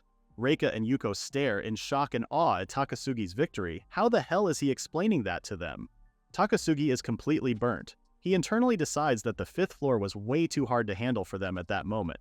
In the end, they returned to the 4th floor and leveled up for another 2 hours or so. You'd think with everything they saw and experienced they would have called it quits for the day, especially Takasugi. They decide to stay the night at the inn. Arriving at the lobby, the man at the counter informed them that they had a room available, however they only had one left. Oh, the classic one-room trope. Can't go wrong with that. Takasugi turns to his other companions who were looking at him with frowns. The 3 of them stay quiet for a moment as they wait for someone to speak up first. Finally, Takasugi tells him that he would just take a tent outside. Personally, I feel like after all the things he went through, he deserves to rest on a proper bed. Immediately, Reika and Yuko brighten and say that they'll take him up on his offer. Takasugi stays quiet, unamused by their excitement. Outside the inn, multiple tents are pitched up. In one of them, Takasugi sits cross-legged as he reads through the guidebook. His main problem right now was that even at level 20, his agility was so low that enemies could just run circles around him. He smiles. He's got more than enough attack power and endurance. He supposed he would have to level up more as a gladiator or go to town and get some items. He spreads out on his sleeping bag and thinks about how in the guidebook, Master Tony's guide seemed to insist that agility wasn't necessary. Takasugi turns to his side with a yawn. He couldn't figure out Master Tony's intentions at all. It was rather puzzling. Eventually, Takasugi falls asleep. The next day, Yuko stares curiously from behind Reika as she squints at Takasugi. She comments that he had a stain in the same spot as the day before. Takasugi stays quiet as she asks why he didn't do any laundry. Finally, Takasugi frowns, annoyed. He says that unfortunately, unlike nobles like her, his tent didn't even come with drinking water. Damn, drinking water is the bare minimum of what they could have offered to him for amenities. Reika humps before telling him to do his best again today. She tells him that she was counting on him. Considering he almost died protecting 2 of you, I think he should be expecting more. As Reika turns around, Takasugi comments that for someone who was desperate for experience, she sure liked picking up and helping a lot of weirdos. Internally, Yuko wonders if he also meant her when he said weirdos. I'm pretty sure he considers you under that category, sis. Takasugi asks if she really was serious about wanting to level up. He adds if she didn't need to do her noble duties. A dark look comes over Reika's eyes, saying that he was asking a difficult question. Whoops, you might have hit a nerve there. Reika says that her older brother was exceptionally talented, so they didn't really expect much from her. While they wanted him to inherit the family estate, she was nothing more than a pawn in a political marriage. Oh, damn, now that's gotta suck. The only thing they expected of her was to graduate with good grades. If she doesn't inherit the estate, she would be cut off from those noble duties. Yuko comments how rough her situation was, while Takasugi stays quiet as Reika continues. For her brother's sake, her father had bought something from a wealthy American tycoon, the unlock conditions for a certain class. Reika tells them that fulfilling those conditions and changing her class was her current goal. The Hanagasaki family had acquired the information for the Arc Wizard class. If Takasugi remembered correctly, a person had to max out the Mage class, get the Thief class up to level 5, then change to Enchanter. And finally, they had to defeat a Dragonkin on their own to unlock it, bro. That's a whole-ass main quest on its own, and it's just the conditions in getting a character class OMG. Takasugi had learned in class that the highest floor reached in Japan was the 28th. Lesser dragons started appearing from the 20th floor onward. It was an extremely dangerous task for anyone but the ace-level members of top guilds. It seemed that reaching such high floors was necessary to maintain a noble's reputation. Their party goes back to dungeons. A kobold rushes in, sharp nails ready to attack. Takasugi steps away just in time, slashing at the kobold's torso and cutting it clean in half. Reika and Yuko blink in amazement. Takasugi sheathes his sword back to its place on his back. Reika frowns at him while Yuko stares in awe. Reika speaks up, saying that she's heard that swordsmen lack defense and warriors lack offense and that each class had its struggles. But Takasugi didn't seem to fit either of those. With a dark look in her eyes, she says that he didn't even have a shield, so what kind of cheat was he using? Oh boy, how are you getting out of this one? Yuko turns to Reika, agreeing with her observations and saying that she's been thinking something was weird for a while now. Weren't the both of you saying that he was weak, though? She noticed that Takasugi, the class failure, was perfectly fine in a place none of their other classmates could even reach. That just meant the rest of y'all are weak. Yuko adds that he was defeating almost everything by himself, so it was especially weird. Takasugi nervously says that kobolds were a struggle, really? That's the best you could do for an excuse? Yuko argues that that wasn't what she meant. He was able to defeat them in a single blow and he didn't even need to heal when he took damage. Spiraling the more she thought about it, Yuko couldn't understand how he could be good at both. Takasugi turns away from them, saying that he's already said that he was the man who was going to be the strongest. Reika watches him quietly go, but Yuko stares at him in awe. Takasugi had no way to bluff out of the conversation, so that was what he said. At that point, it was just the result of his level being so high that his stats were in a completely different league. Even if he wanted to hold back, he couldn't hold back any more than he already was. In the end, that day, Yuko reached level 7. Takasugi's gladiator class reached level 3, and even Reika was in a great mood after leveling up as well. But then, the next morning, Takasugi was confronted with an unbelievable sight. Someone comes towards him, greeting him good morning after he seemed to have slept well. Takasugi exclaims. He yells at Reika, asking what in the world she was wearing. In front of him, Reika was clad in nothing but a cloak and skimpy clothing. Can you tell I am trying to be as nice as possible? Reika is confused, placing a hand on her hip and asking what Takasugi was talking about. Takasugi takes a step back, his voice wavering as he throws the question back at her. His eyes wander, seeing how her barely concealing clothes accentuated her chest and backside. I am doing my best to be as respectful as possible, please bear with me. Reika's face goes completely red as she realizes what Takasugi was doing. She quickly tries to cover herself as much as she can. She yells at him, asking where he was looking and calling him a pervert. Takasugi looks away, trying to come up with a reasonable excuse. But all he could think about was how he had stared without thinking. Yuko suddenly appears, telling Reika that even she thought her clothes were a little too bold. Reika tries to defend herself, saying that she didn't think at all. She tells them that she was planning on trying out the thief class that day and her outfit was based on the leader of the Rangers. The Rangers were one of the mid-tier guilds, but for Takasugi, no matter who she was copying, awful was still awful, sis. I can barely tell you were copying the leader. She looks more covered than you do. Still looking away, Takasugi comments that Reika was really the type to get caught up in appearances. Reika immediately yells at him, asking what he meant by saying that. She indignantly says that if Takasugi wanted to get home quickly, then they should get on with it and start leveling, just like he wanted. Eventually, they find themselves walking down the streets of the town. Reika takes up front, Yuko in the middle, and Takasugi walks at the very back. Bro, you're not even being subtle in the slightest. Yuko looks around to find adventurers staring at Reika as they walk by. Takasugi remembers that in the guidebook, Reika was wearing a paid download-only content pack. We call that DLC, and while they can get rather expensive, if you love a character very much, you cough up the money anyway. Apparently, it was a product called Beachside Hanagasaki Reika. It was shocking that it cost 4,000 yen, but from an outsider's perspective, Reika just looked like she'd lost her mind. Normally, I would disagree, but not this time. Reika suddenly turns around to face them, asking why they were making her walk in front by herself. She tells Takasugi that even if she was the vanguard, he should be the one tanking. Takasugi mutters a soft no, while Yuko awkwardly adds that she was just pretending she didn't know Reika. I give her points for her honesty. Reika gets pissed at their words. Back in the dungeons, Takasugi watches as Reika rushes into the fight, battling another kobold. As she raises her staff, her cloak is blown back by her magic. Takasugi and Yuko freeze. She slashes her staff as she delivers a hail of snow at the enemy. The kobold is sliced by the blizzard. Reika celebrates her victory, her cloak settling back in place and her every movement accentuating her body. At this point, it's a challenge how long I can be polite. She suddenly turns around, noticing that Takasugi and Yuko were watching her from a distance. She asks them what was wrong, and with a shaky voice, Takasugi admits that her body was distracting him so much that he couldn't even concentrate. Beside him, Yuko smiles awkwardly, staying quiet. Embarrassed, Reika calls Takasugi a pervert. ordering him to just focus on the battle. With a dark expression on his face, Takasugi tells Reika to not be ridiculous, asking her how he wasn't supposed to be distracted when she looked like that. Reika screams at him again, saying that she was so disappointed in him, after making her trust him by acting so cool the other day. She couldn't believe that he was hiding such ulterior motives. Reika calls him despicable, making her think that he was different from the other boys and then he was pulling something like that. In his defense, all he said was that she was being distracting. She tries to cover herself up again, saying that he was quite good at hiding his wicked thoughts. One last time she calls him a pervert. Yuko laughs at Takasugi, saying that she was rather relieved that he was just a normal boy after all. Takasugi stays quiet. Going back to their dungeon exploring, the three of them slay another kobold together, Takasugi dealing the final blow. Takasugi turns around and calls out to Reika, telling her to let him know when her thief class hits level 5, then they would head back. Reika freezes. "Oh bro, you're so screwed." She tells him to wait a minute and to repeat what he just said. Takasugi pauses, his words slowly sinking in.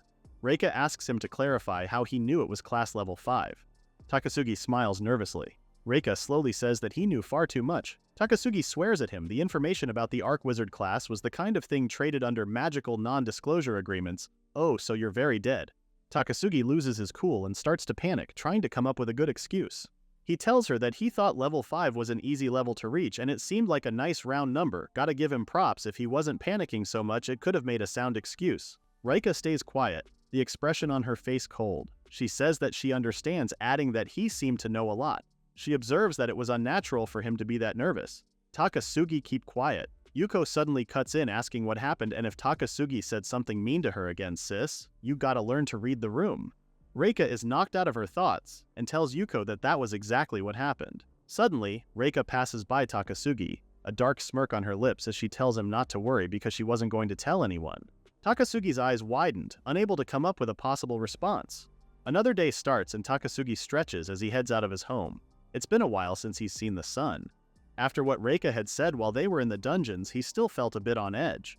But he brushes away his thoughts for the moment, deciding to pull himself together and head into town. He first ends up in a ramen shop and eats a meal, then walks around town eating a popsicle. Suddenly he stops and looks up. The large sign above him welcomes him to the City of Dungeons, a street full of shops for dungeon adventurers. He enters and he turns to his side when he suddenly sees a building called Guild Noir. A rather mean-looking woman glares at him, clicking her tongue. Realizing he was staring, Takasugi quickly looks away and walks faster past the building. Guild Noir was the guild office of the famous Ijuin Kyuko. He tried to gather items around the city, but for some reason they weren't appearing in the locations listed in his guide. Takasugi wonders if the scenario had been rewritten because he interfered with Kazuma's confrontation event. With a dark look on his face, he even wonders if it was a side effect of that one enemy NPC starting to move around on its own. He brushes the thought away for the moment as he goes around checking the stalls. He kneels down to look at some of the wares. At the black market, an adventurer could buy a dagger, likely a keepsake from someone deceased, and a safe-like box. The dagger is actually the key to the box. It would be impossible to find it without the guide. They would then take out the necklace, then sell the box and the dagger. It was the Amulet of Power, something that granted an additional 20 points in an adventurer's strength. It was a rare item worth enough to live off of for the rest of a person's life if they sold it. In an appraiser's shop, the man at the counter checks the authenticity of the amulet Takasugi handed over. He asks whether he could have it traded for an amulet of agility. The appraiser looks up at him confused as he tells Takasugi that the Amulet of Power was worth way more. Takasugi offers him to throw in a scapegoat ring. The appraiser, still rather confused, informs him that the ring only prevents stun damage, but it was only effective for a one-time use. Finally giving in, the appraiser lets him know that if he really was sure with that trade, then he would even throw in a mana potion for him. That's rather considerate, actually. Takasugi smiles, thankful.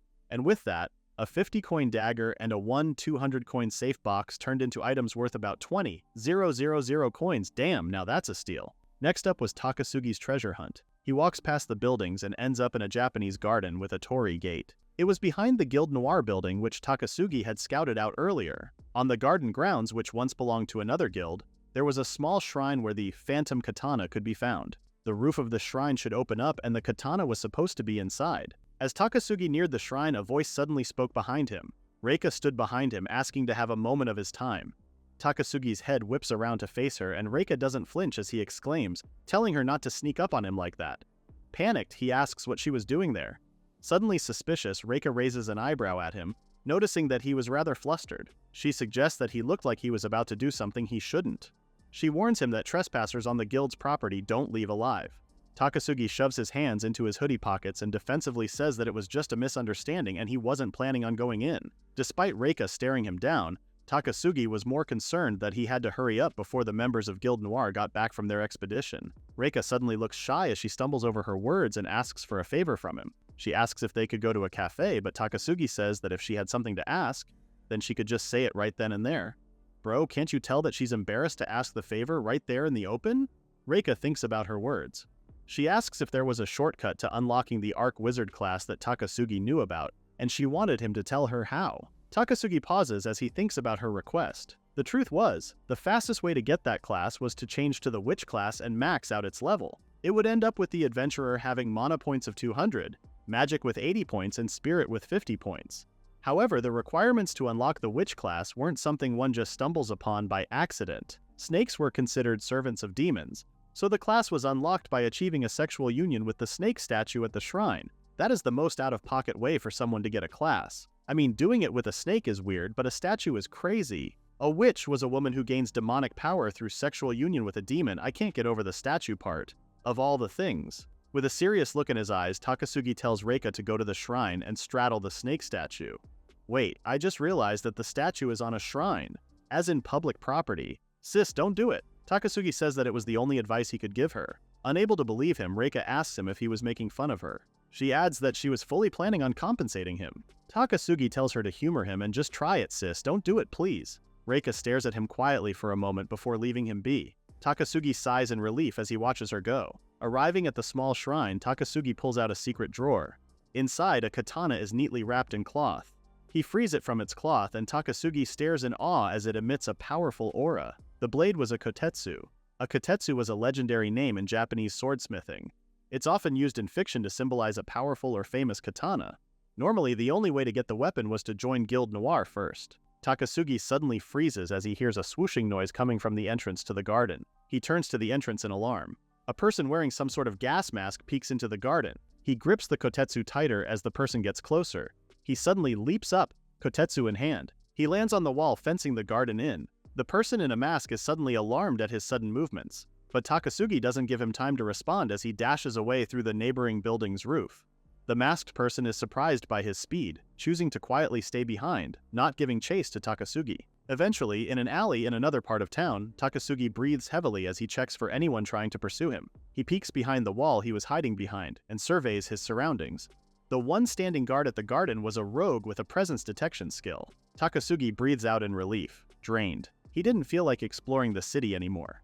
In the end, he decided to take a break and check up on Reika. Takasugi headed for the shrine. As he reached the top of the flight of stairs leading to the shrine, he suddenly stops, frozen in horror. Oh sis, no, please don't tell me you did it. As Takasugi had suggested, Reika sat straddling the snake statue, hugging it close. Well, I'll be damned. She done and did it. Takasugi is stunned silent as he watches Reika. Reika eventually notices his presence. He continues to stare at her, his expression nervous as Reika's face steadily goes red. She accuses him of tricking her.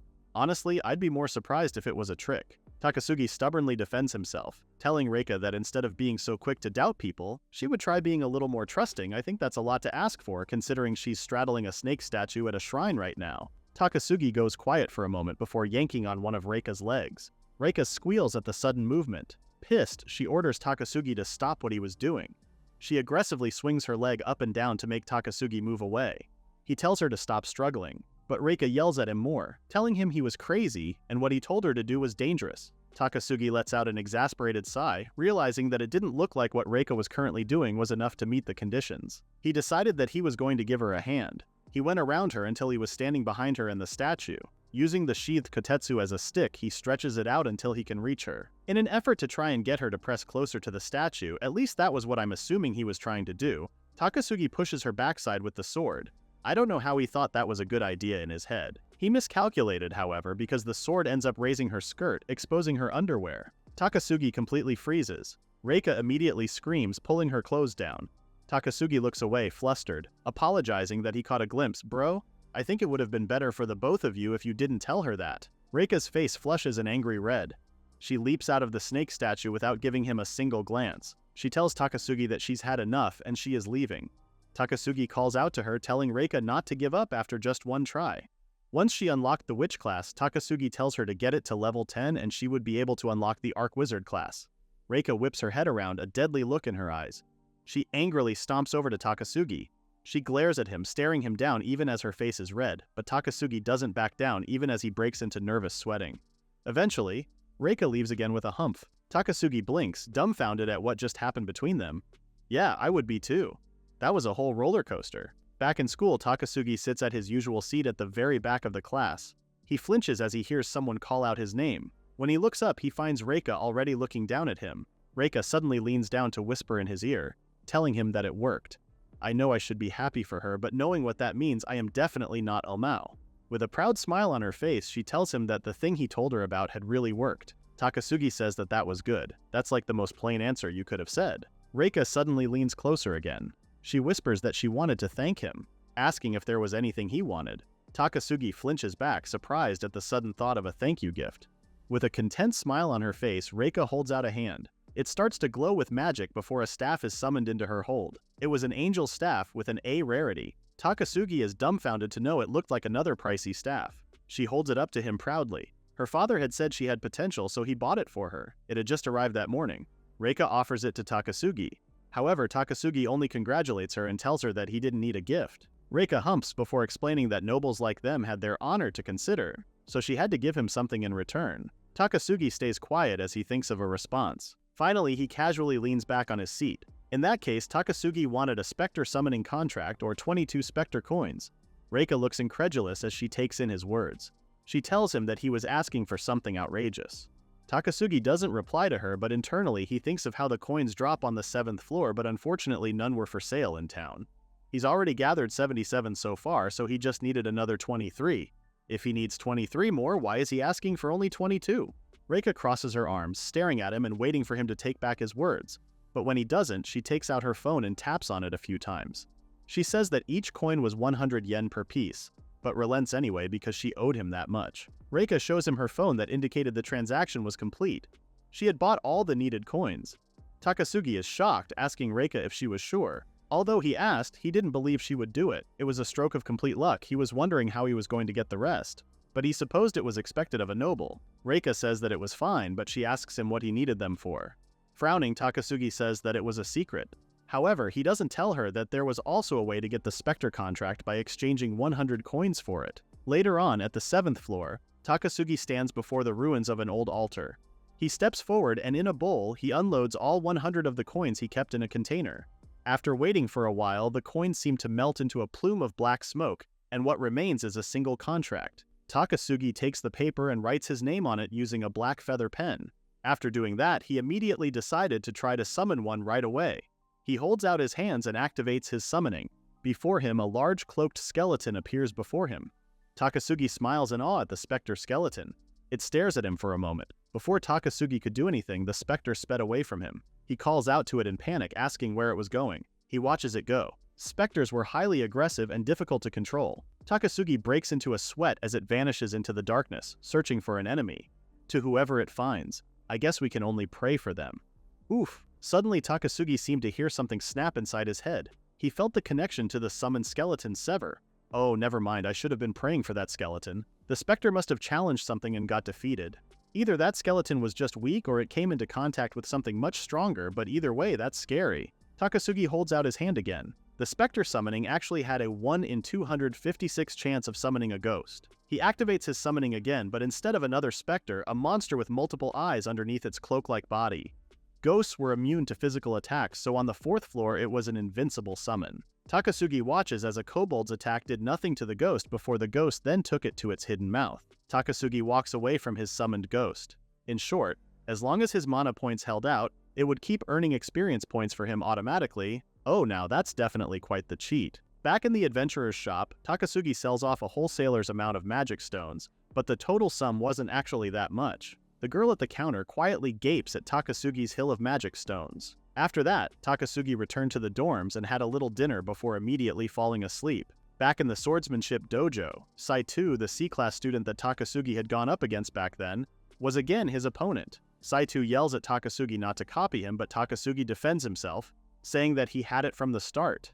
It seemed that Saito had realized that his flame magic wouldn't work on Takasugi, so he got the same demon-breaking crest that he had. Saito continues to yell at him despite Takasugi no longer replying. Suddenly, Takasugi's eyes roam around the field of other fighters to find a female student helping heal the wounded. His eyes widen, realizing that he's seen the girl somewhere before. The girl notices him staring, much to Takasugi's surprise. He flinches as the girl suddenly crosses the field towards him. She asks Takasugi to forgive her for bluntly asking a question. She asks why he was paired up with Saito. The girl and Takasugi awkwardly glance at Saito as he angrily swings his sword around. The girl hesitantly clarifies that she didn't think that Saito was weak, but she thought it would be more appropriate for him to pair with students named Kondo or Serizawa. Takasugi suddenly exclaims, realizing that he knew her face because she was the one managing the counter at the adventurer's shop. The girl bows, apologizing for not introducing herself beforehand. She introduces herself as Sayonji Rin. Takasugi stares at her before turning his back to her. Rather angry, he tells her that he would appreciate it if she didn't leak information she got from working at the shop. Rin stumbles over her words as she quickly apologizes for overstepping. Takasugi glances behind him and notices the badge on her blazer. For someone who was wearing an A-class emblem, Takasugi thought she was surprisingly soft-spoken. Takasugi argues that she shouldn't have been able to tell how strong someone was just from what they sold at the shop. Rin says that his words were true, but she could tell which floor he's been grinding on. She adds that she noticed that Takasugi always placed the money he received straight into his wallet without even checking it. Rin says that it implied that he was working solo, so grinding on that floor all alone and considering his monster-slaying speed, adding both together, Rin could get a pretty good idea of Takasugi's strength. Takasugi grits his teeth in panic.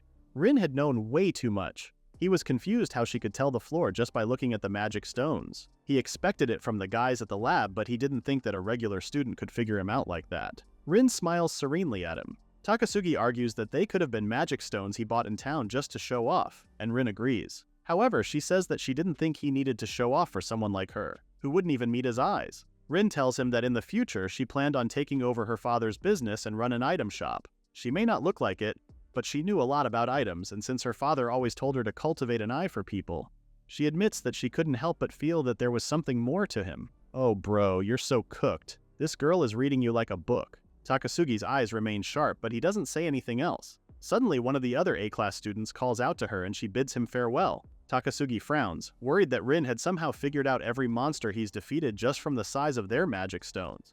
If she did know that much, then she could figure out anything at that point. If that was the case, Takasugi wonders how he was going to throw her off his scent.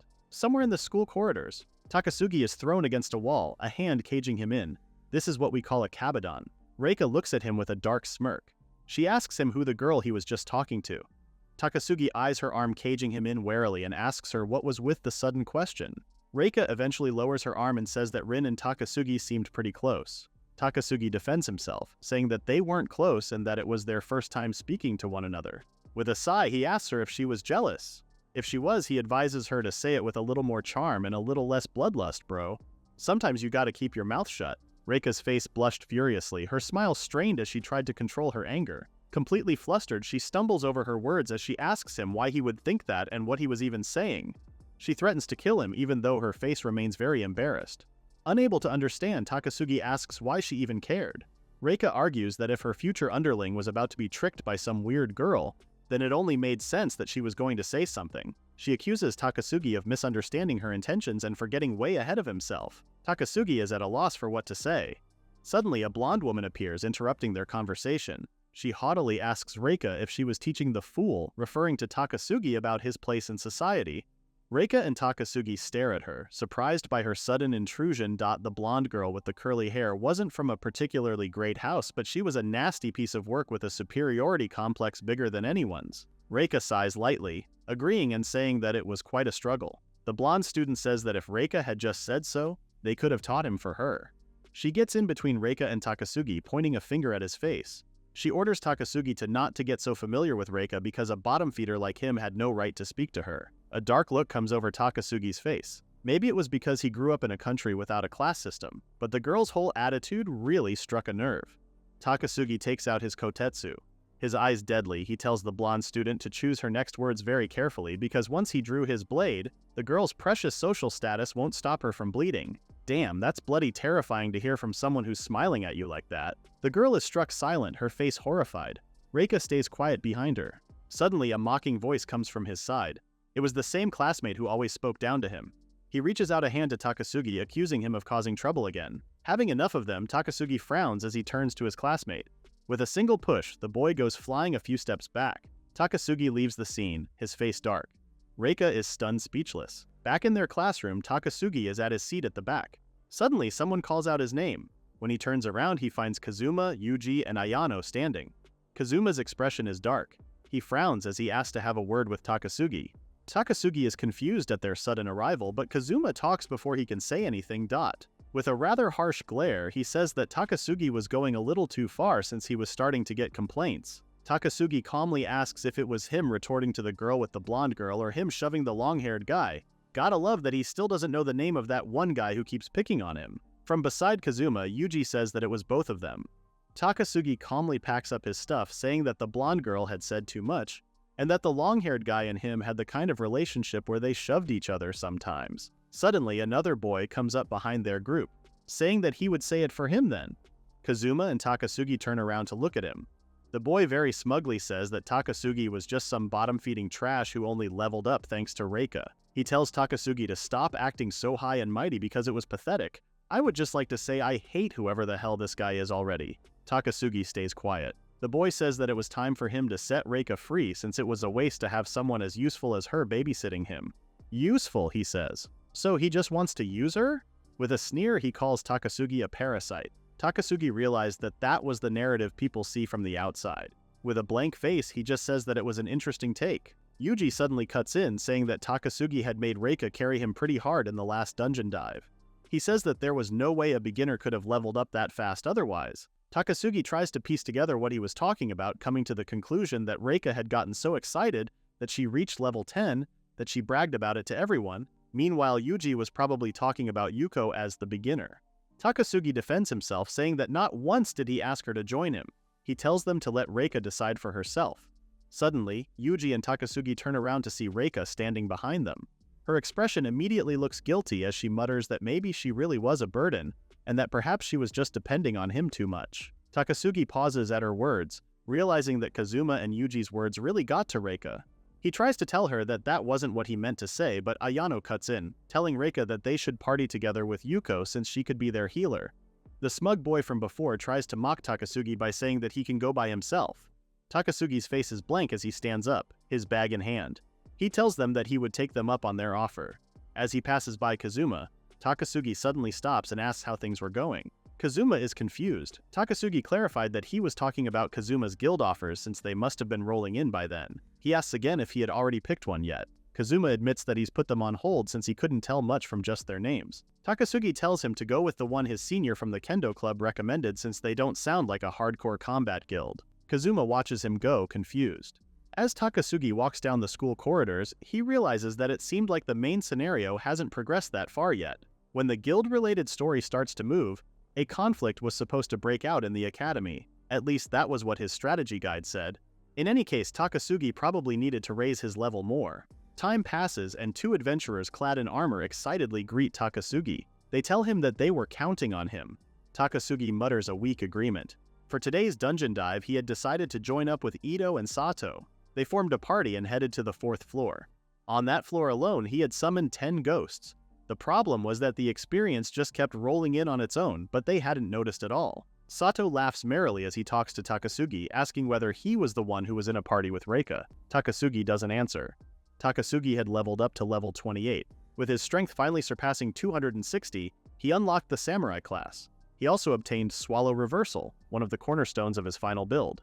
An orc lord rushes up to him and he pulls his arm back. Swallow Reversal lands 2 attacks at once and the second attack has 2 times the damage multiplier.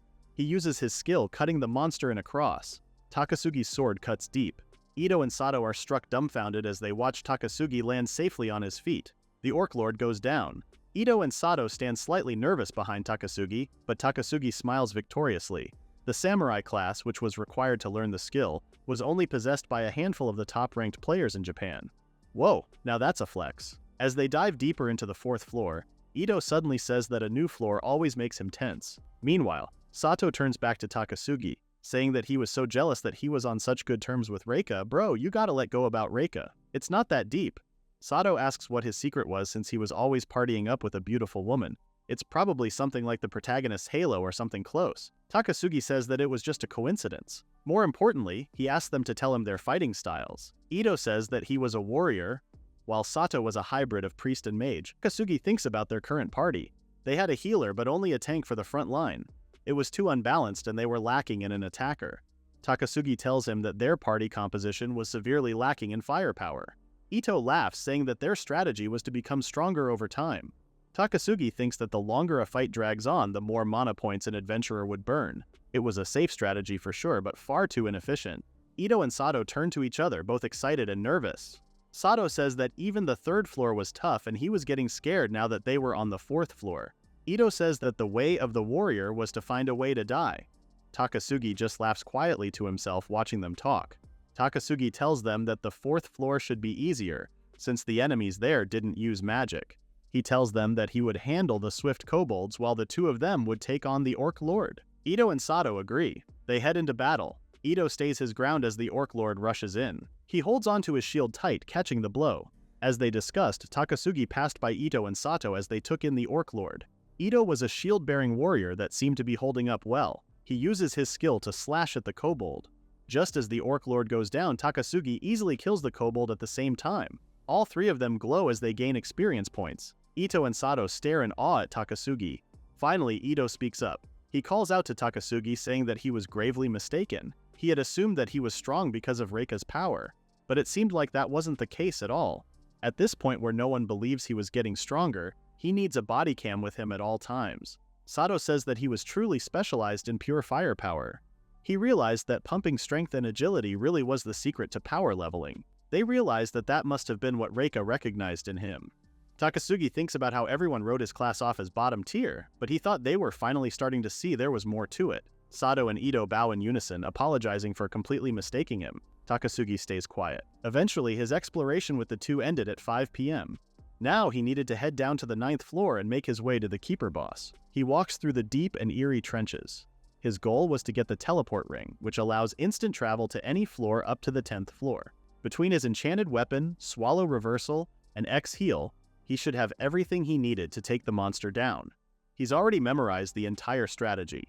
He clawed his way up from nothing, from the absolute worst stats, and now he was standing before a boss created for one reason, to be a trial for the protagonist. If the game world was hard-coded so that only the protagonist could win, then that was as far as he'd go, bro. If you get past that boss, then you're most likely the official protagonist. He suddenly stops in place as something gets closer. When the fog clears, a big monster with a large eye and tendrils all over floated before him. Takasugi stares frozen at the monster before him called the Gazer. The monster stares at him for a moment before its eye starts to glow. A powerful laser beam fires right at Takasugi. Takasugi goes flying with the force of the explosion. The laser eventually fades as Takasugi bounces off the ground. He sits up, completely burnt. He breathes hard as he stares at the monster in shock. His health points had gone from 1110 to 444. With just one hit, he's nearly lost 60% of his health. He was horrified at the infamous instant kill beam. It was no wonder no one ever came down to that floor. The Gazer's eye starts to glow once more and Takasugi grits his teeth in alarm.